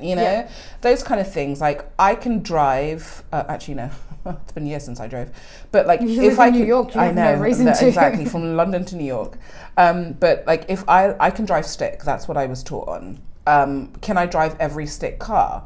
Yes, but it's going to take me a little time to get familiar with different cars. Yep. Can I drive with a stick on the left? Like, can I roast in Fahrenheit? Fuck no. I'm going to convert that thing back to Celsius or whatever. 2 years, and I still like am constantly checking. Doesn't it shock you every so often you look over and it says 400 and something, and you're like, and then you're like, oh wait, that's Fahrenheit. I feel so stupid when people talk to me in Fahrenheit. And like, I seriously do. But who, apart from here, uses Fahrenheit and freaking the Imperial? Who is weighing in like pounds and ounces? Stop talking to me about roasting in pounds. How many pounds you roast? I don't know. But the worst thing is, like, I've been doing lots of training and stuff with Map It Forward, and I'm, people are like, so what do I heat my milk at when I'm steaming my milk? I'm like, 68 degrees. Yeah, and then you're like, nope, too cold. Damn it. One what? And I do, and so people don't think I don't know what I'm talking about sometimes, especially in like barista classes, because I'm like, it's and I've had to learn numbers off rote for SCA stuff and for Q stuff and for any classes I'm teaching here, because I'm like, but yeah, I feel like I feel like I don't know what the fuck I'm talking about when someone's like, so like pour over what temperature? I'm like, it's like when somebody said, oh, we steam our milk to 150 degrees. And I was like, oh, that's what? Oh, that's not possible. That's normal. That's totally normal. Oh shit, they're talking American. Yeah, I know. It's like, it's gas. How do you steam your milk so it's gas? So I was like, no. Should I put my kettle at 204? Right. I'm like, 204? Why do you 205? What the fuck is 204 degrees? It's the temperature of the sun. And then I'm like, oh, wait, no. They're talking that American stuff. It's like imperial. Like, seriously, why gallons and ounces? Why? Like, what is this, 1953? Sorry. But seriously, come to the dark side of the metrics. Yeah, dude, it'll never happen. It will never happen. You know, it's illegal in England to sell things in imperial. Is it really? Yeah. Why? Because we changed the metric system. So basically, people were doing things, they were selling things in different weights. You're not allowed to do, it's like doing things in two different currencies in a store. Yeah. You can't display two different currencies. And then so I'm not exactly sure, but I think it was to bring us in line with the EU. So like, hello Brexit. I know. What happens now? Yeah, well, all anarchy. It's all imperial, or it's half imperial and metric, and no one knows what's going on. I don't know. But so yeah, so you used to have, and like, yeah, I'm very familiar with the market inspector. Hello. Yeah. Come look around my car. Like, everything's fine. Like, I've got no milk out. I've got a fridge. Everything's fine. Like, everything's like kosher here. No, but the market inspectors go around and they check that you're not selling anything, and you can be fined. Like, wow. Yeah. Everyone wants their little bit of everyone else's pie, right? I don't know. I basically, like, I'm glad, because I don't know what the frick a pound is. Like, get a pound of apples. I used to, and that's the really messed up part, but I'm so metricized now. I'm constantly converting and the coffee world's really schizophrenic in that sense. I know. Because roasters are talking in kilos. Mm-hmm. Baristas are weighing everything in But pounds. roasters are talking in kilos and selling in pounds. And measuring their temperature in Fahrenheit. Right, and so that's the point I was going to make. Yeah. So baristas are weighing everything in grams, and then pouring in ounces. We're stopping that. I was like, I'm right in looking through training materials. So confused. Yeah, I'm like looking through training materials in Irving Farm, and I'm like literally the only person who's like, we're going to change these. No, but like, do you notice something? And everyone's like totally fine. They're like, what? I'm like, well, you got ounces mixed with with grams here, and then you've got volume.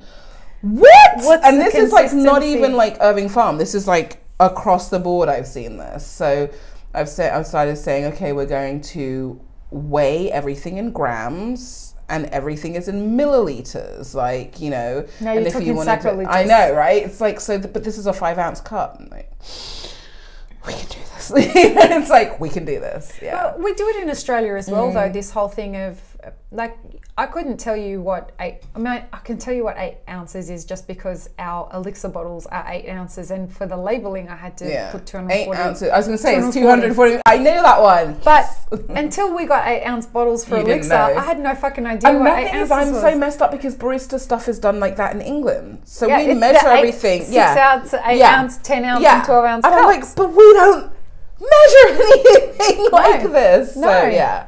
So we do it in Australia too, but that's because of the cup sizes. Yeah, and it's to do with the cup sizes, but I think it's just historic. Like, cup sizes have been in ounces. So they are in ounces. Yeah. Tell me about Irving Farms, because that's your gig now, right? Yeah, I'm sorry. Am I saying it right? Irving or Irving? Irvine? No, Irving Farm. So Irving Farm was, I believe, named after where the first Irving Farm Cafe was, and is, in Irving Place, just behind Union Square in New York. There are currently 8 open cafes. We have Grand Central that's reopening from an old location to a newer location in Grand Central, so that's 9.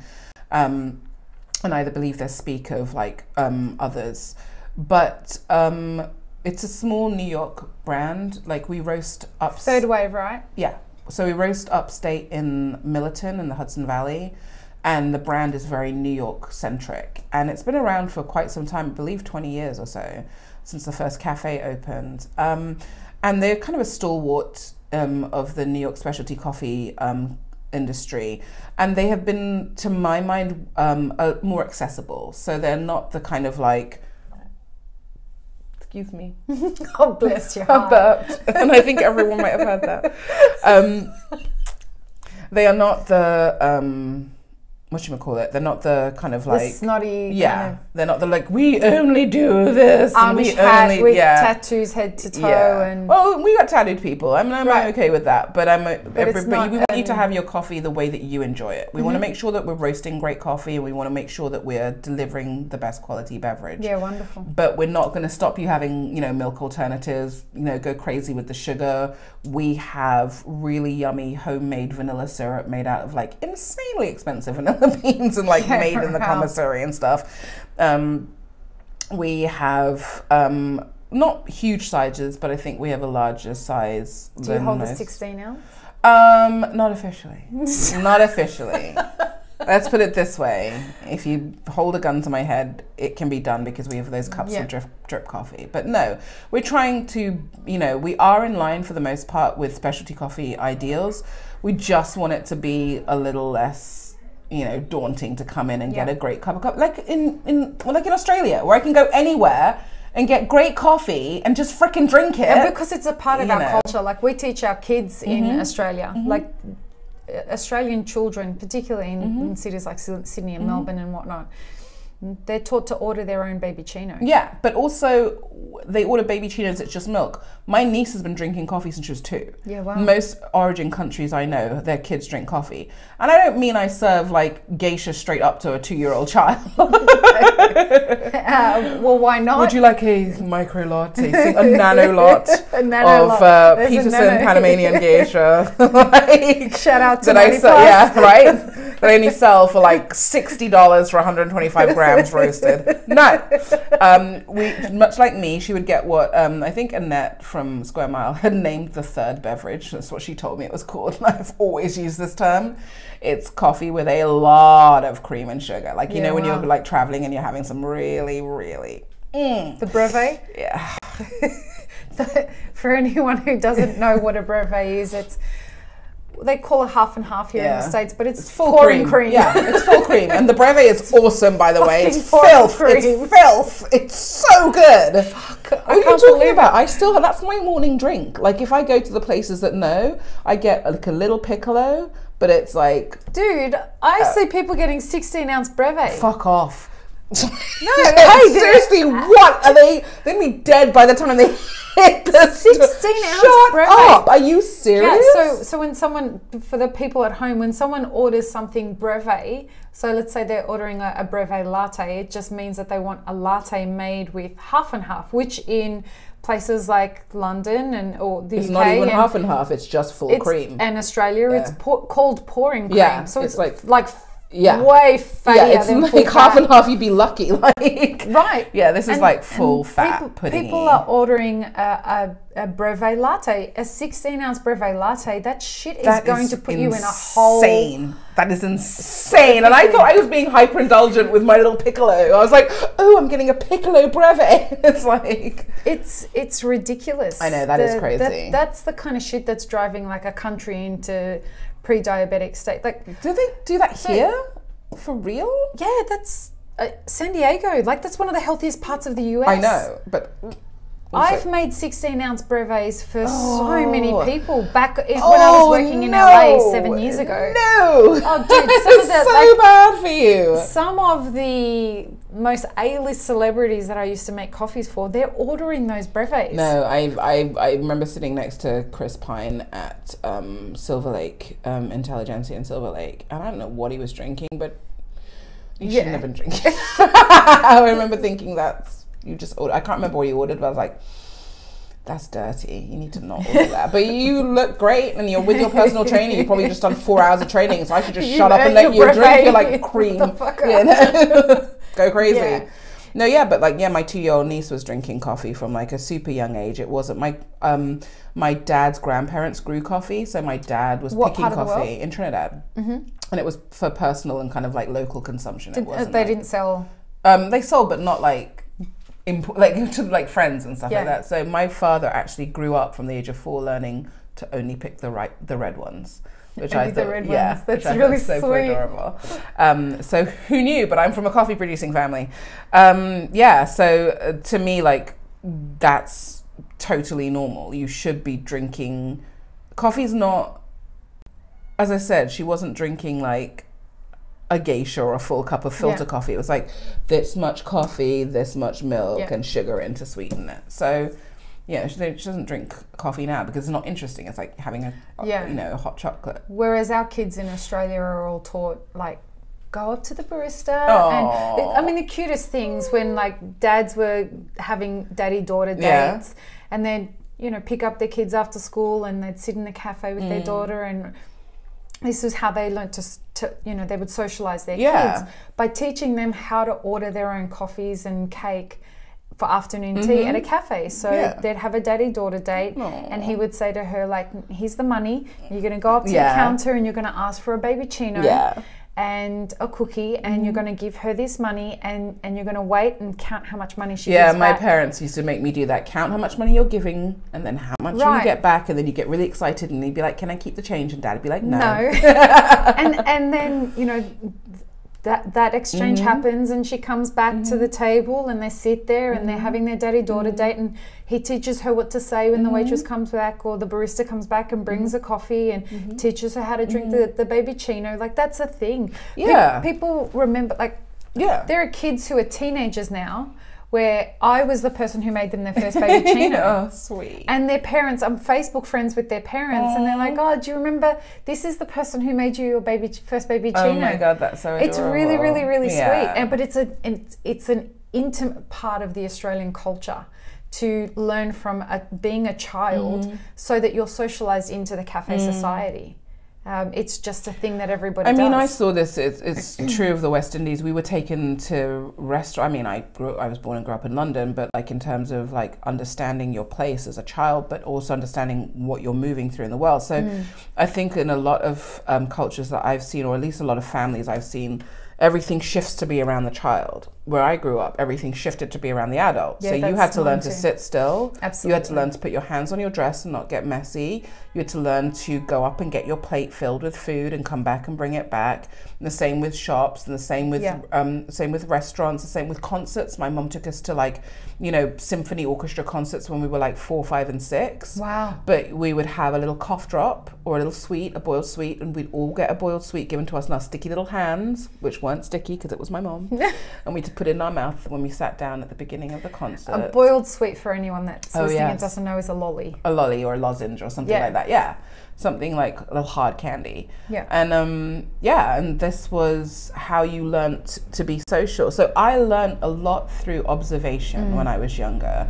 And that's how I learnt to roast. That's how, and it's really funny, but anyone who's ever taught me will see me like literally just do this for a really long time, and then all of a sudden I can do it. And it's not all of a sudden, it's because I'm processing for a really long time. Again and again and again. And then that's how my learning has happened. And then I can do the thing and that's how I learned to roast, was to watch other people, to listen, to read, but also to watch things. And again, there wasn't anything on YouTube. Like, it's funny, like I was speaking to a chef the other day and I was like, I really want to do a knife skills class. He's like, why don't you just look on YouTube? And it hadn't occurred to me that we have resources now where I don't have to travel to like Boulogne to like, I don't know, or Bologna Japan, to make, or or to, exactly, or Bordeaux to learn to, about wine. Winemaking and things like that. I can do it online. We were saying in yesterday's workshop and today's workshop, we talk a lot about, because the workshop's about mapping careers, right? And we talk about how to have healthy careers, and an integral part of that is communication and professionalism.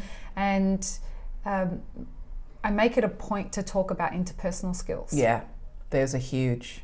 We're really lacking in it, and so I've taken on board the ownership of sprinkling that through our industry. And look, I'm really, really fucking excited about what Mapper Forward's representing for our industry.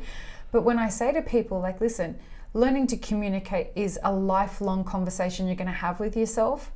And you've got no excuse now. You don't need to go to a therapist to learn how to be assertive. You don't need to go to a therapist to learn how to step through your fear and learn how to ask questions.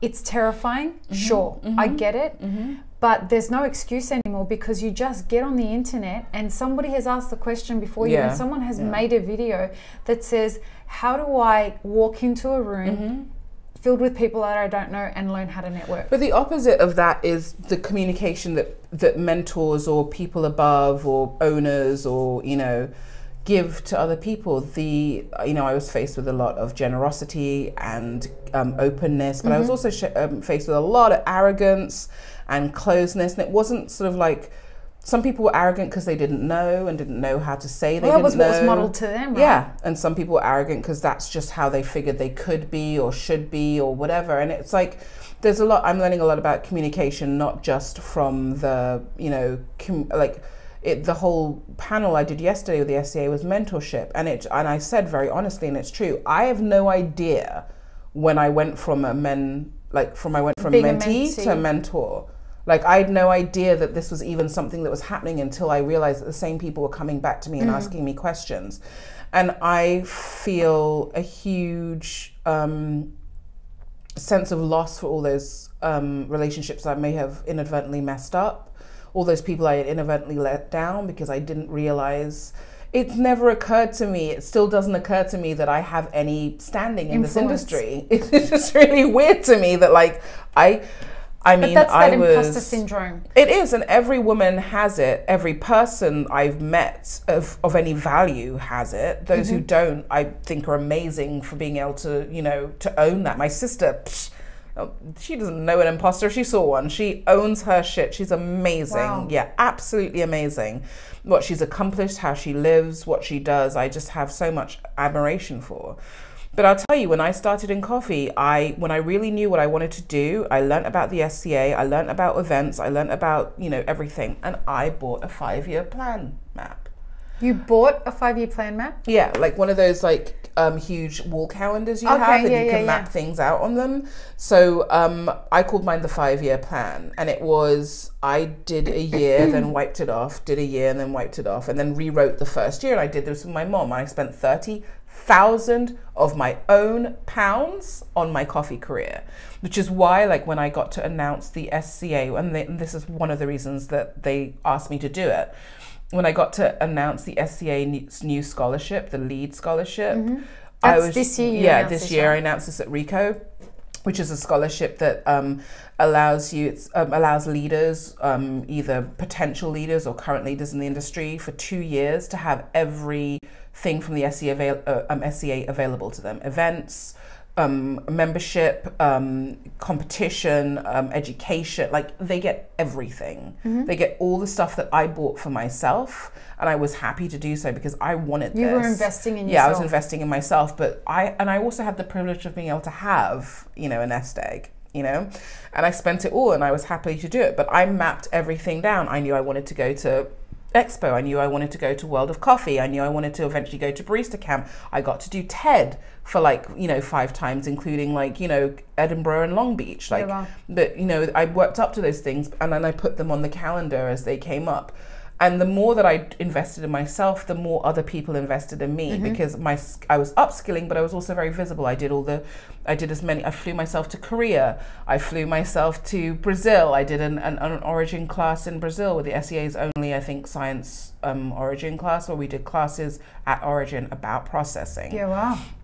I flew myself to you know, I did everything and all took this shit advantage is so of expensive. It's so expensive. I took myself, as I said, to Scandinavia, went all the way around there. Was really lucky to stay with people like Charles and Anne from Copy in Sweden, who are like amazing people. You know, Brian Jones, who was who runs and authors the Dear Coffee I Love You website. I saw him today. Like, these are people that took time out of their day. But I was also a person who was like, now I want to know where I want, and no one taught me any of this. Yeah. Lots of people gave me advice, but there was no pathway.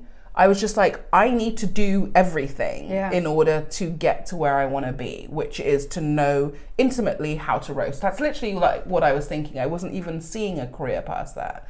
And so then I got asked to, you know, be a Q instructor, and that was like, really? A big deal. Thank you. You know, it wasn't like we gift it to you. It's you have to now go through assistant instructor training and a bunch of evaluations.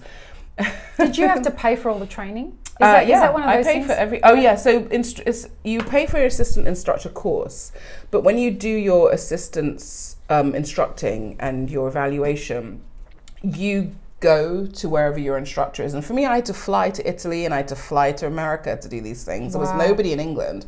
I'm the second only European Q instructor, and I'm not even there anymore. So there's only one there. Yeah, Gloria Mendes, she's amazing.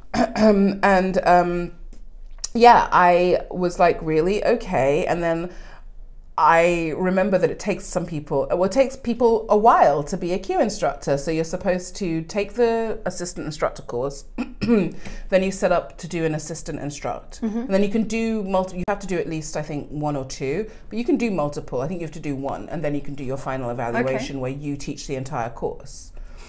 So I went from an assistant instructor course in July to being ready to teach a course in November. Fuck. And they kept putting me off, and I couldn't figure out why. And then eventually Trish Rothgeb, who was then the director, and Ruki Delru, who's the present director, were both like, you were doing it too fast. Like, we've never had anyone do that so fast. So we kind of just were like, what the fuck? So what was it? Was it your determination? Was it that you were a super taster and just could get straight through it without, like, what is it? Because we had dinner last night. Yeah.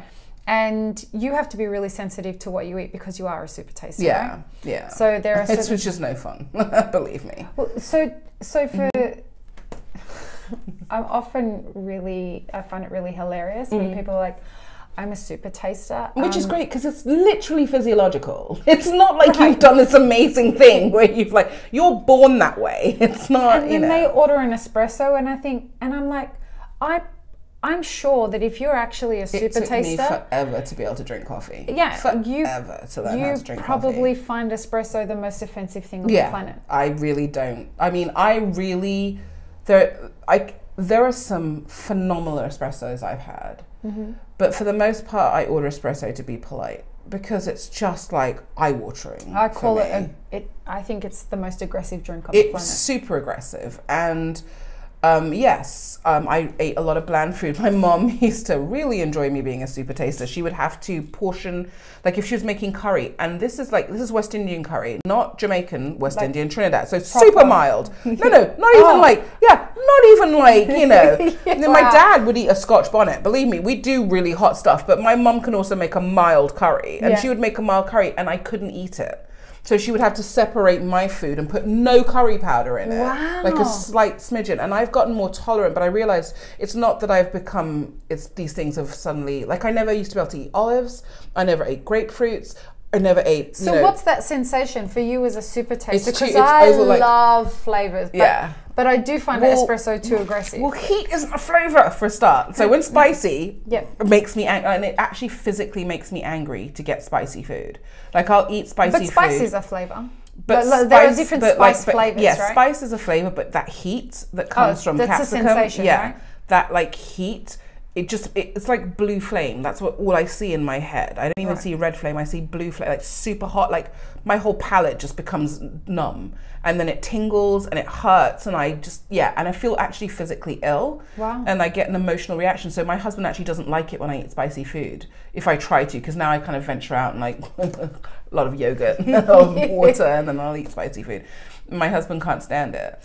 Do you get the same sensations with like super sweet things? I find them really overwhelming, but I have a very sweet tooth, and it's weird because they'll write this literature about like super tasters don't eat this and they don't eat that. It's like, dude, come on, man. Everyone eats. Yeah, everyone's an individual. So I really like sweet stuff, but the colder it is, the more I can eat it. Okay. So because obviously, I think temperature plays a massive part in your perception. Yep. So which is why people, like, I've had a Diet Coke there that's been sitting for a while because it's not cold enough anymore. So it just tastes weird. Like, and it's like, because it's Diet Coke. If it was regular Coke, that would come like way sooner because it would just be too sweet. Did you have that elixir? No, I haven't had it yet. Okay. Yeah. I'd be interested to see what a super taster tastes in elixir, because it's delicate but super complex for the delicacy that it is. So I'd be really interested to see what that sensation is like for a super taster, because I suspect it's all amplified. Yeah, I had an elixir when you first... 3 years ago. Yeah, and I remember just being like, oh, you know, you're just like, oh, that's different. I tell you, I quite like that. It's okay. You know that thing where you're just like, what is this strange thing that's happening to my mouth? Yeah. There's two reactions we typically get from elixir. One of them is, what the fuck? And the other one is, that's really interesting. Yeah.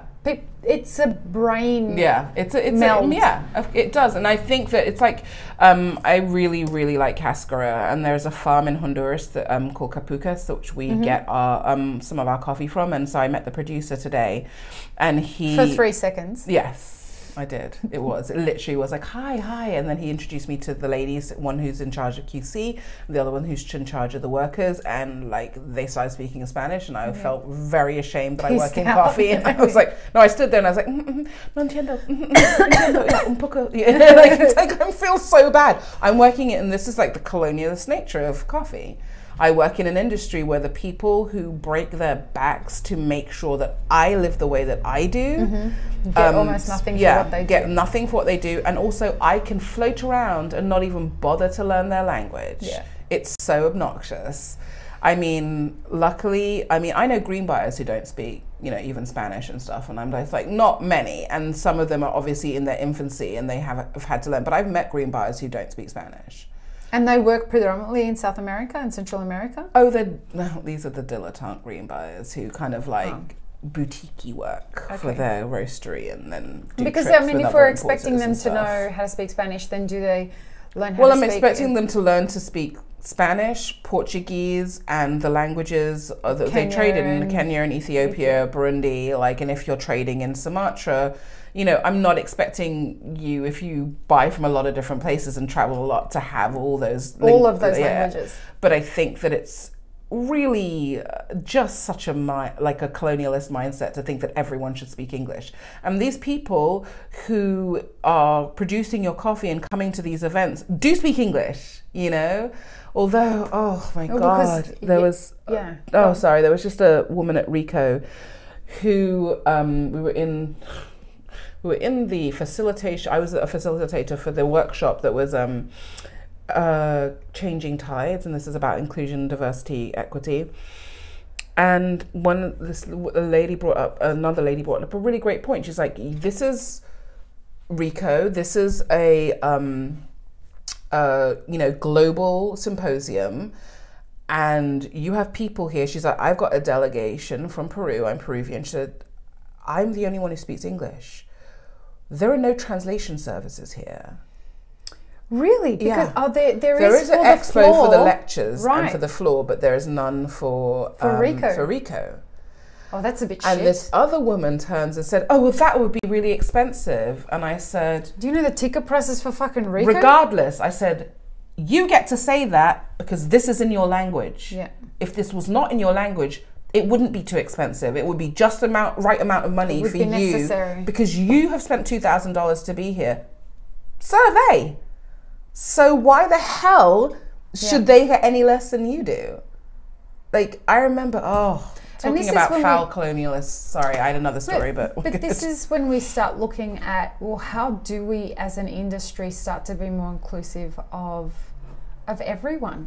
I mean, there are a million different, right? but there are a million different ways. What you should do is listen to people who are marginalized, and it's only just starting to happen on a global scale in specialty coffee. But yeah, I had a world barista champion stand next to me a few years ago. He's back in the day, a few years ago, stand next to me at a competition and say something like, the last winner was, from this country, a Spanish-speaking country, and the new champion is this from this Spanish-speaking country. Next thing you know, they're going to want to hold the competition in Spanish. And I was like, why not? Wow. No, I did. I was a real baby to this. You said that. I mean, I was, this was a man of influence, and I was no one. But I turned around and said, why not? Because we're the same peer age. Yeah. I might be younger in the industry. No, but we were the same peer age. And I said, why not? And he was like, well, then when I was like, no, seriously, think about that. I said, most of the world speaks Spanish. They don't speak English. And well, the majority speak Mandarin, but most of the coffee world, most of the world in general, that's like the second language, and only second to English because we've made English the first language. California is more people. I think 60% speak Spanish now. Well, that's because California used to be Mexico.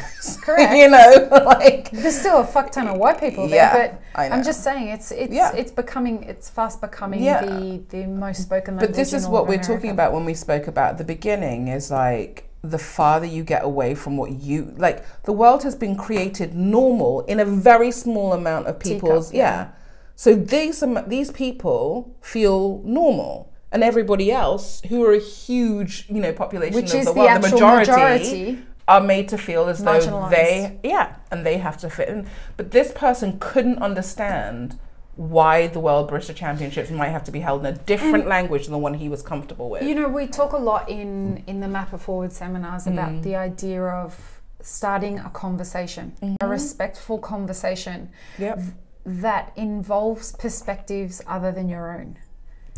And that you take on board perspectives other than your own. And what we talk about is this idea that I get, as the person who's running this, steering this ship in this certain direction, I understand where things are right now, and I understand that they're less than ideal. But if you as an individual are looking at mapping a long-term career, that has to involve what your plan is to learn how to be more empathetic to people outside of who you are. And that's a skill. It's encompassed in part of being a professional.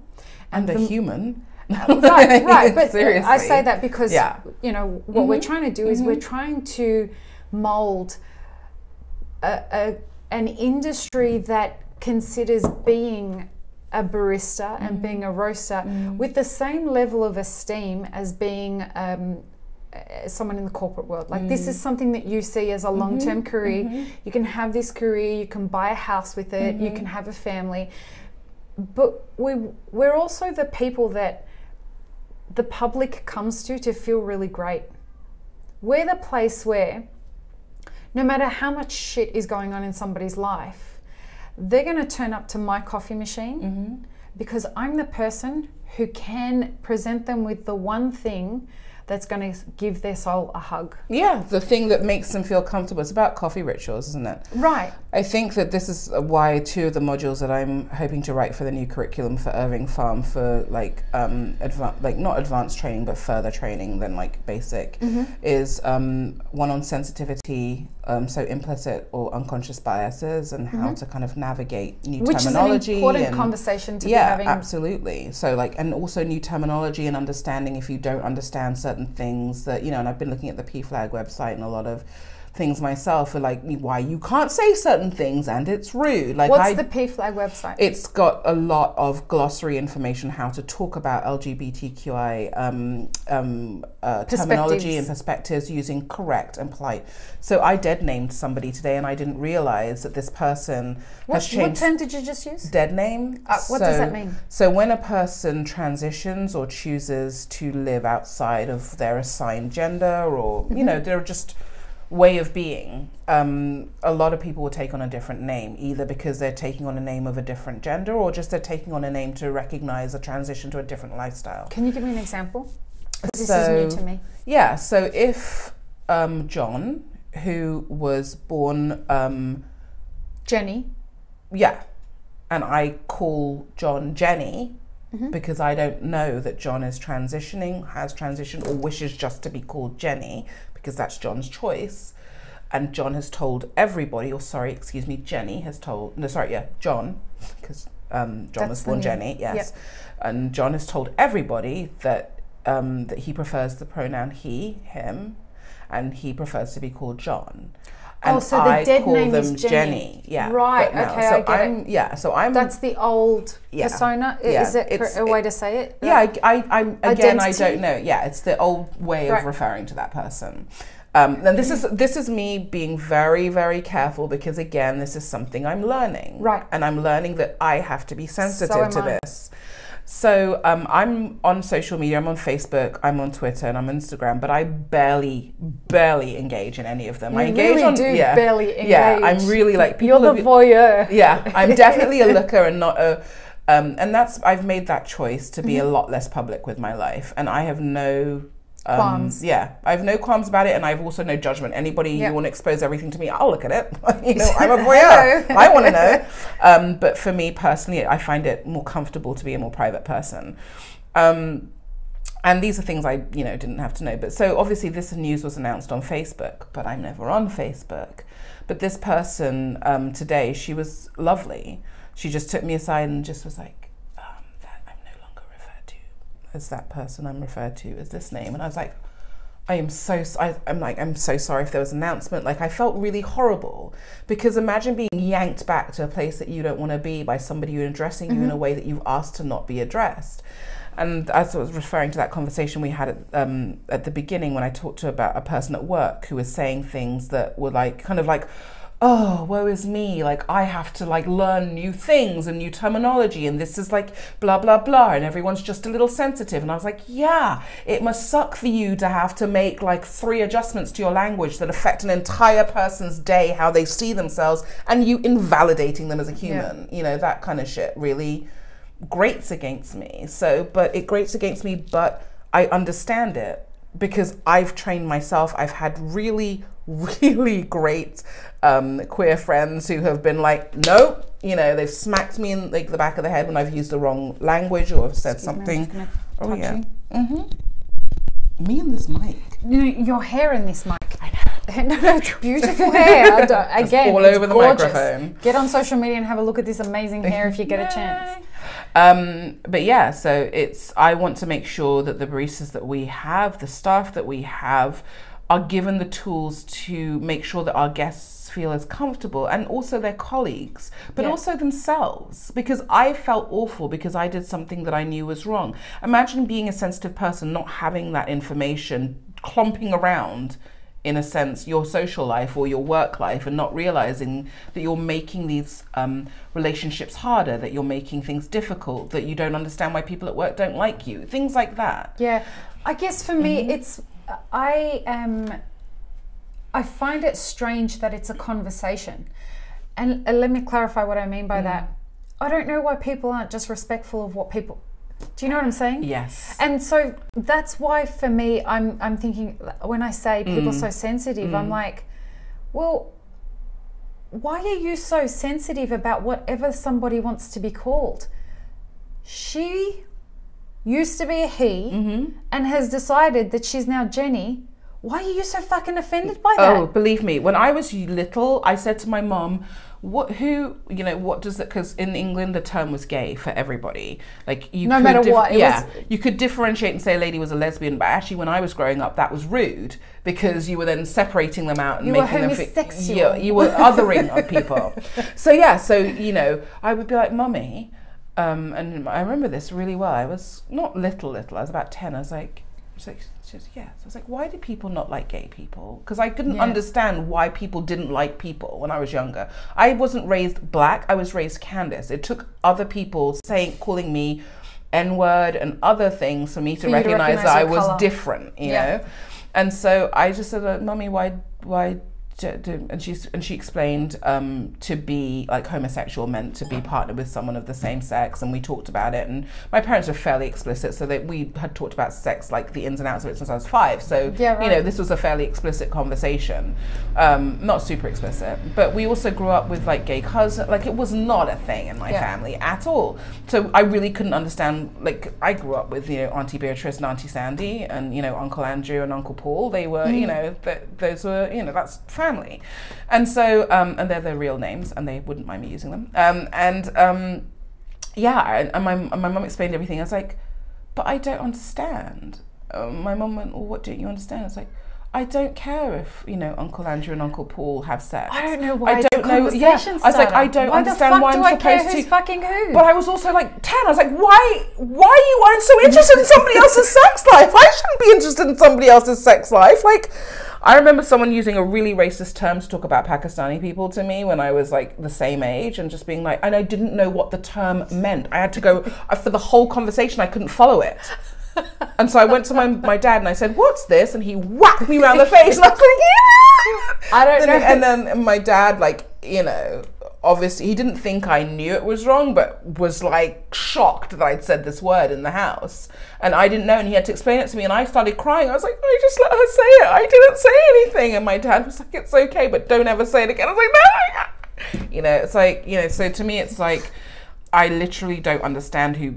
I get that that's your view of the world, but if someone tells you you're wrong, wouldn't you say, oh, thanks for letting me know I'm wrong? Yeah, it should just be a thing of, oh, cool, thanks, and move on. Like I want to say it like this. Yeah. Dude, I'm all about removing the drama from every interaction that I have. But similarly, I have a problem with social justice warriors. And I hate that term. But let me clarify what I mean by that. I don't have a problem with social justice. I am actually really proud of social justice advocates. Social justice warriors are the ones that are so far up in my face that they haven't recognized that I'm the wrong fucking person to be coming at, because, dude, you're preaching to the choir. Well, there's a lot of people who are just discovering things, and they're very sweet. And I get it. You know, they've just discovered feminism, right? They've just discovered racism and civil rights and all these kind of things.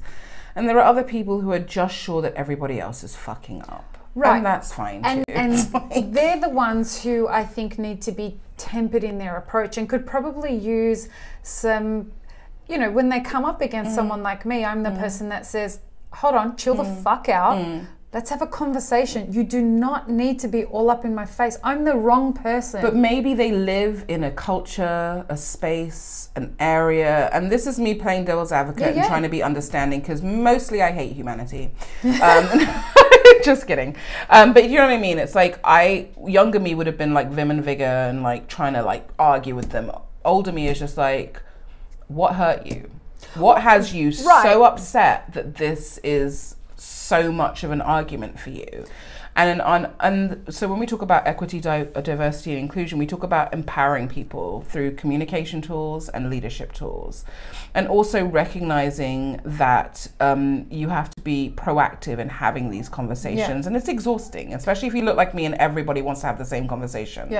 But you also have to be prepared and open to have productive conflict. And right now I truly believe in the world feel like these, you know, different kind of like vibes and zeitgeists that go through, like, you know, we call the zeitgeist the current thinking, but I'm thinking of how you would remove that to think about what was, you know, the thought patterns then. And like conflict right now feels unhealthy. So conflict like in the 60s and the 70s, even though it was violent, especially clashes for civil rights, but, you know, feminism clashes and other things like that, felt really violent but productive. Like they didn't feel productive, I'm sure, at the time.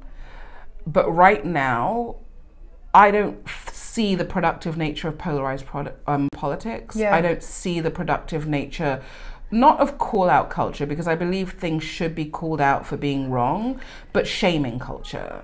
Like, I don't want to shame you. I want you to feel empowered to make better choices, make better decisions, and think about people in a more generous way. And if I shame you, that's not helping. And the studies have shown, Brené Brown has done a fuck ton of work on this. She does a lot of work on vulnerability. And the studies have shown that shaming is so detrimental to somebody's psyche. And so the idea behind it is someone is better off feeling guilt than they are feeling shame. So put them in a position where you're inviting them to conversation. So when somebody's up in my face about me not using the right pronouns and coming at me because of it, it's like, oh, instead of like coming at them and shaming them for being an asshole and whatnot, well, it's not new because I've always been like this, but my immediate, I bypass the whole, you're a fucking moron. I bypass that and say, stop, let's have a conversation. And I try and try and try. And a lot of, and this is when someone gets put into the social justice warrior category, is when they're unwilling to engage in conversation because they need to be heard above and beyond whatever's going on. They're not willing to hear. But wouldn't you just think of that as a person who's extremist? Because to me, there's extremism everywhere, left, right, centre. I'm not. So social justice warriorism doesn't necessarily just come from the left. No, but that's why I hate that term, because it's like, I remember somebody saying something about, okay, I'm obsessed with superhero stuff, Marvel, not DC. I mean, come on, what am I, an asshole? But yeah, so I remember I watched through Gamergate and I just felt sick, and I look at a lot of like blurred sites, that's black nerds. Blurds? Yeah, I blurds. love that. Yeah, I'm a blurred. I look through a lot of blurred sites, and I look through a lot of like Twitter stuff. There's like this huge thing going on about FanCon or Universal Con at the moment. Oh my goodness. Anyway, we'll talk again. But like looking through that stuff, and I was like saying like, because they've made, so in the comics, Iron Man is now Iron Girl. It's a black girl. She's 15 years old, genius, and like that's the new canon. Captain America became Bucky and then became the Falcon. So it was black. Captain America was a black for a while. And so all of these things have been happening anyway. Thor is a woman in the comics now because they change. Oh, no, they've the comics, the actual comics, are changing. Fantastic. And then Black Panther exists, and that's from like the 60s, and they're not trying to even like sugarcoat that one. Do you know what I mean? Can I tell you, like I got chills constantly through me watching that movie. I was so proud of the fact that I found something that represented me. And I thought, this is a movie that celebrates people who are just different. But it's not. But they're not even different, and that's the whole messed up part. But the movie was different. So that's what I meant. Like the courage required to take on board that project. But isn't that insane that it's courageous to show somebody to show a whole nation that's not white? I don't think that was necessarily the courageous part. I think the courageous part was the fuck you that came in it. That's the courageous... Killmonger guy that lots of people actually ended up identifying with. Right. And maybe not his methods, but definitely his thought processes. Right. Like you oppress a whole bunch of people for a long time, they're gonna get kind of pissed off and want to have a revolution. Right. And I think it was really great that they didn't have like the bad guy was a white guy. There was none of that. No, I mean, the bad guy was a white guy, but he was a white guy from like historic, and then he got killed. And then the bad guy was a black guy, but was he really bad? I really enjoyed the fact that there was like the subtext and all of that was fantastic. For a black movie, there wasn't that much black and white. But I didn't even feel like it was a black movie, even though it was a black movie. No, I don't feel like it was. I just feel like it was a movie, and that's fucking great movie. And that's the whole thing with like Black Panther. Like everyone's like, oh, why do they have to like do this whole black movie? It's like that's what I say about 99% of the movies I say. Why do they have to do an all white movie? It's like, come on, like, how are you not getting this? Oh, you just don't want to get this. Which is interesting because everything is different. White. They're all mostly Jewish. In movies? Yeah. In all movies? Pretty much all. And, you'll start to see it. I spent a lot of time in the entertainment industry. When you start to look at the characters, most of the actors in a lot of the blockbuster films are all Jewish. Now that you've seen it, now that you've heard it, you will see it. Like even Blake Lively. Like all of those kinds of guys, like you'll notice that certain facial features, I swear, I never even thought about that. I will take a look. No, but like it will blow your mind. And the music industry, everyone who's anyone in the music industry that isn't in hip hop and R&B, but the majority of them have somehow. Do you know who Deadmau5 is? Yeah. Okay. Deadmau5's real name is Joel Zimmerman, which is a really Jewish name, but he's not Jewish. And he always gets asked, are you Jewish? And he says, when I'm in Los Angeles, I am. That's weird.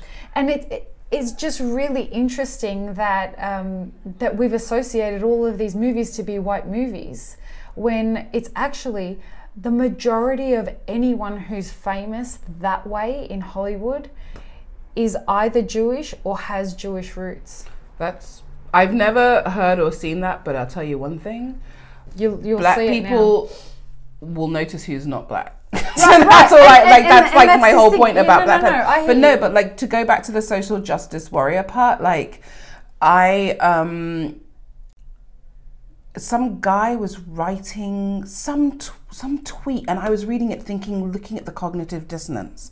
Like some guy was writing something about how these social justice warriors just want to ruin, like, you know, comics and why they have to change all these things. And then everybody, including I think people who wrote for the comics, were like, this is what the comics were about. The comics are about social justice. Like, what are you reading? What is Batman, Superman, Black Panther? Like, what the X-Men? Like, what are you reading that doesn't resonate that this is a social justice thing? But and this guy, like, people were telling him, but people were telling this guy and he wasn't getting it. And reading it, I was just like, you don't want to get it. This is your world. This is how you see it. It cannot deviate from this. Yeah. But it can't deviate, not because you're an asshole. You are. That's a byproduct. It can't deviate because, not just even that, again, a byproduct. You're scared. You are literally scared to do that because you have no idea what the rest of it looks like, and you don't want to know. I often wonder which one comes first, the fear or the ignorance. I wonder if the fear is awakened once someone's aware of their ignorance. I don't know if ignorant people are really aware of their ignorance. Stupid people maybe, but ignorant people, no. I don't know. But I do think that, and certainly it's something that we're trying to awaken in what we're doing with Map It Forward, is we talk about, so I have this, something that's really important to me is abuse, and trying to stamp it out in our industry. Whether that we want to do a class on harassment as well. Right, so the idea, and I'm not talking necessarily that it's just for women or just for men, or just for everyone, right? Yeah. And so in doing a lot of research around it and considering all the perspectives, I listen to a lot of Jordan Peterson's work. I listen to a lot of Brene Brown's work, a lot of people, right? And try and understand a lot of the perspectives of why this happens. And I grew up and have experienced it a lot in the coffee industry, being faced with a lot of bullying. I've been bullied all of my life. And so my approach to this was, I cannot help anyone with anything that's happened to them before this moment, right? What I can do is I can help stimulate a conversation in our industry of how to have conversations around this stuff. And an important part of that is giving people the perspectives to step within themselves as though they were somebody else. And how I do that is help people understand the science behind why they are doing, or why they're having the perspectives that they're having. And I'm a scientist, and particularly I'm a genetic scientist, so evolution is a big deal to me, and really fascinating to me. And we talk a lot in these workshops about the idea that, listen, women are conditioned from an evolutionary perspective to be agreeable. Well, yeah, it keeps you alive. Right. Men are conditioned from an evolutionary perspective to be protectors and aggressors.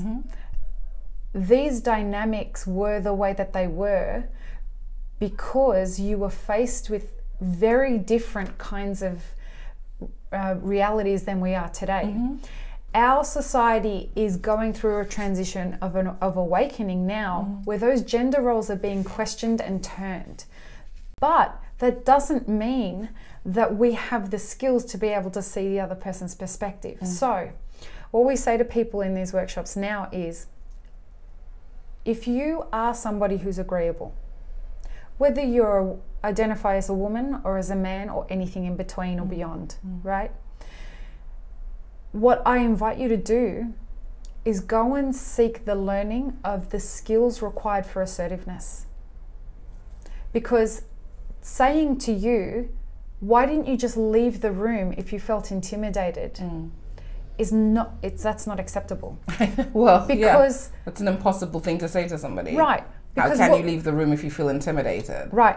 It's an oxymoron. And so we're not being empathetic to the fact that the woman is terrified. Her evolutionary mechanisms are being triggered by the fact that she's terrified, and so she's standing still. That's just biology, right? So what we are telling people is, go and learn the skills of assertiveness and start role-playing how to create boundaries that give off non-verbal cues, because predators always look for the easy kill. It's really scary. I mean, it took me a long time to become assertive. Absolutely. You know, my mum used to say to me, you've got so much mouth inside the house, and outside the house you don't say anything. Right. It took me a long time to do that. And I have to say, this might be the last point I make, because we might have to wrap up. Dude, I can't...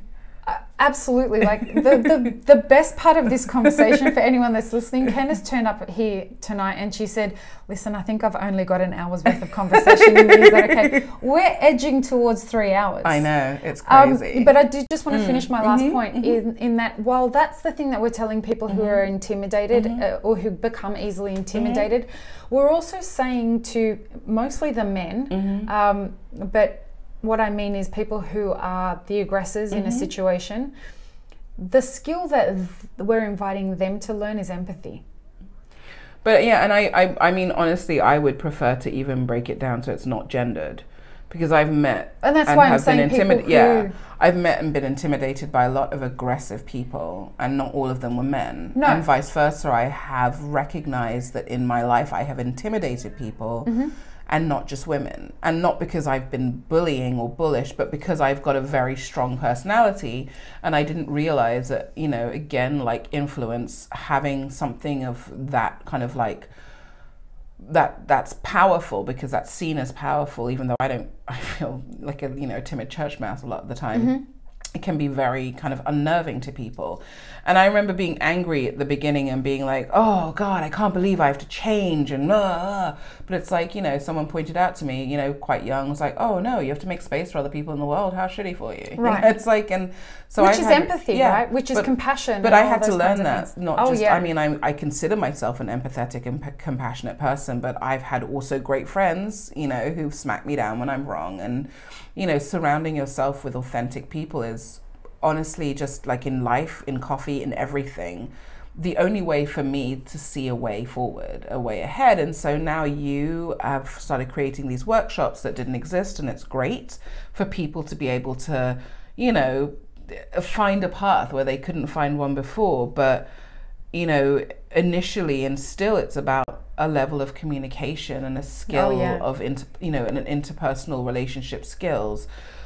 Basically recognizing you're not the only person in the world is a good way to start any kind of project. Right. But and how do I move through the world in a more considered, compassionate, helpful and innovative way? And the thing is, like, you don't even have to say any of these things to yourself once you literally recognize other people exist. It's just and, you know, about not being an asshole. Yeah, it really is. And it opens up so much more for you than you even can imagine. Like, can you imagine if I was a dick? I can't. But can you imagine if I was a dick to all those people I was asking for help from? I wouldn't have got any. Yeah.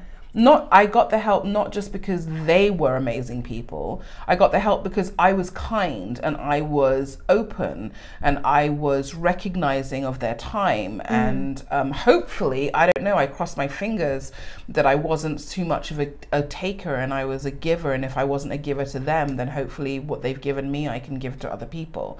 Because honestly, like that, all of like, not to discount any of the good work that you're doing, anybody else is doing, but if you take all of this and you're a dick, you are literally not going to get anywhere. Right. Well, or you'll get to just that there'll be a constant wall in front of you. You'll never get any further, and you'll never know why. And I think that's the consummate professional is somebody who's open and someone who listens and someone who communicates and someone who's constantly trying to surround themselves with people that are better for whatever that means than them, so that those people challenge their perspectives and keep them growing. That's what a consummate professional is, and that's what we're teaching in Map It Forward. But also, on the flip side of that, is learning to say no and learning to do it gracefully.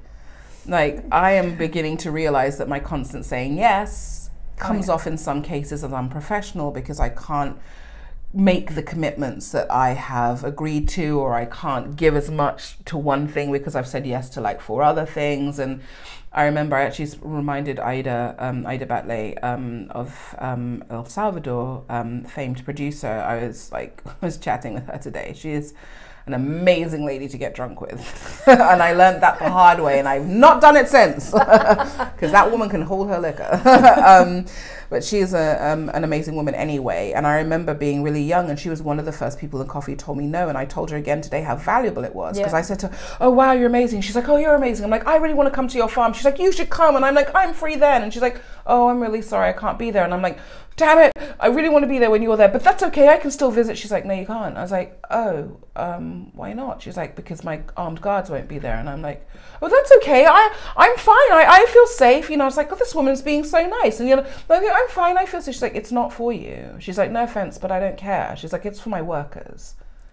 She's like, if you're there and I'm not there with my guards, they are in danger. They're the ones I'm worried about. And I was like, yeah, well, that is some deep shit right there. First of all, you care so much about your workers that I am like humbled. And secondly, what an oaf I am to think that I can run everywhere and do everything. And being told no then by somebody so powerful in my eyes, that I mean, and she is, in terms of like being very recognized for what she does. But she was honest. She sounds like someone I need to get on this podcast. She's amazing. Yeah, she's amazing. Awesome. Oh my God. Dude, thank you so much. Oh, you're welcome. Thank you. Clearly you only had an hour. I did.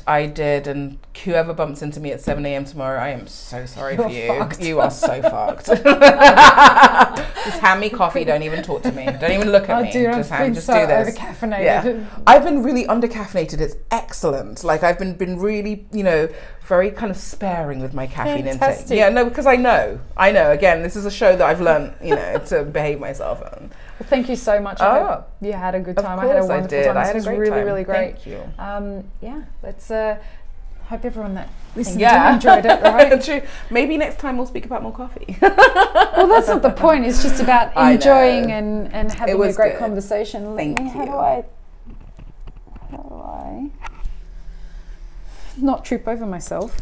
I was going to say, will you hurt yourself? Probably.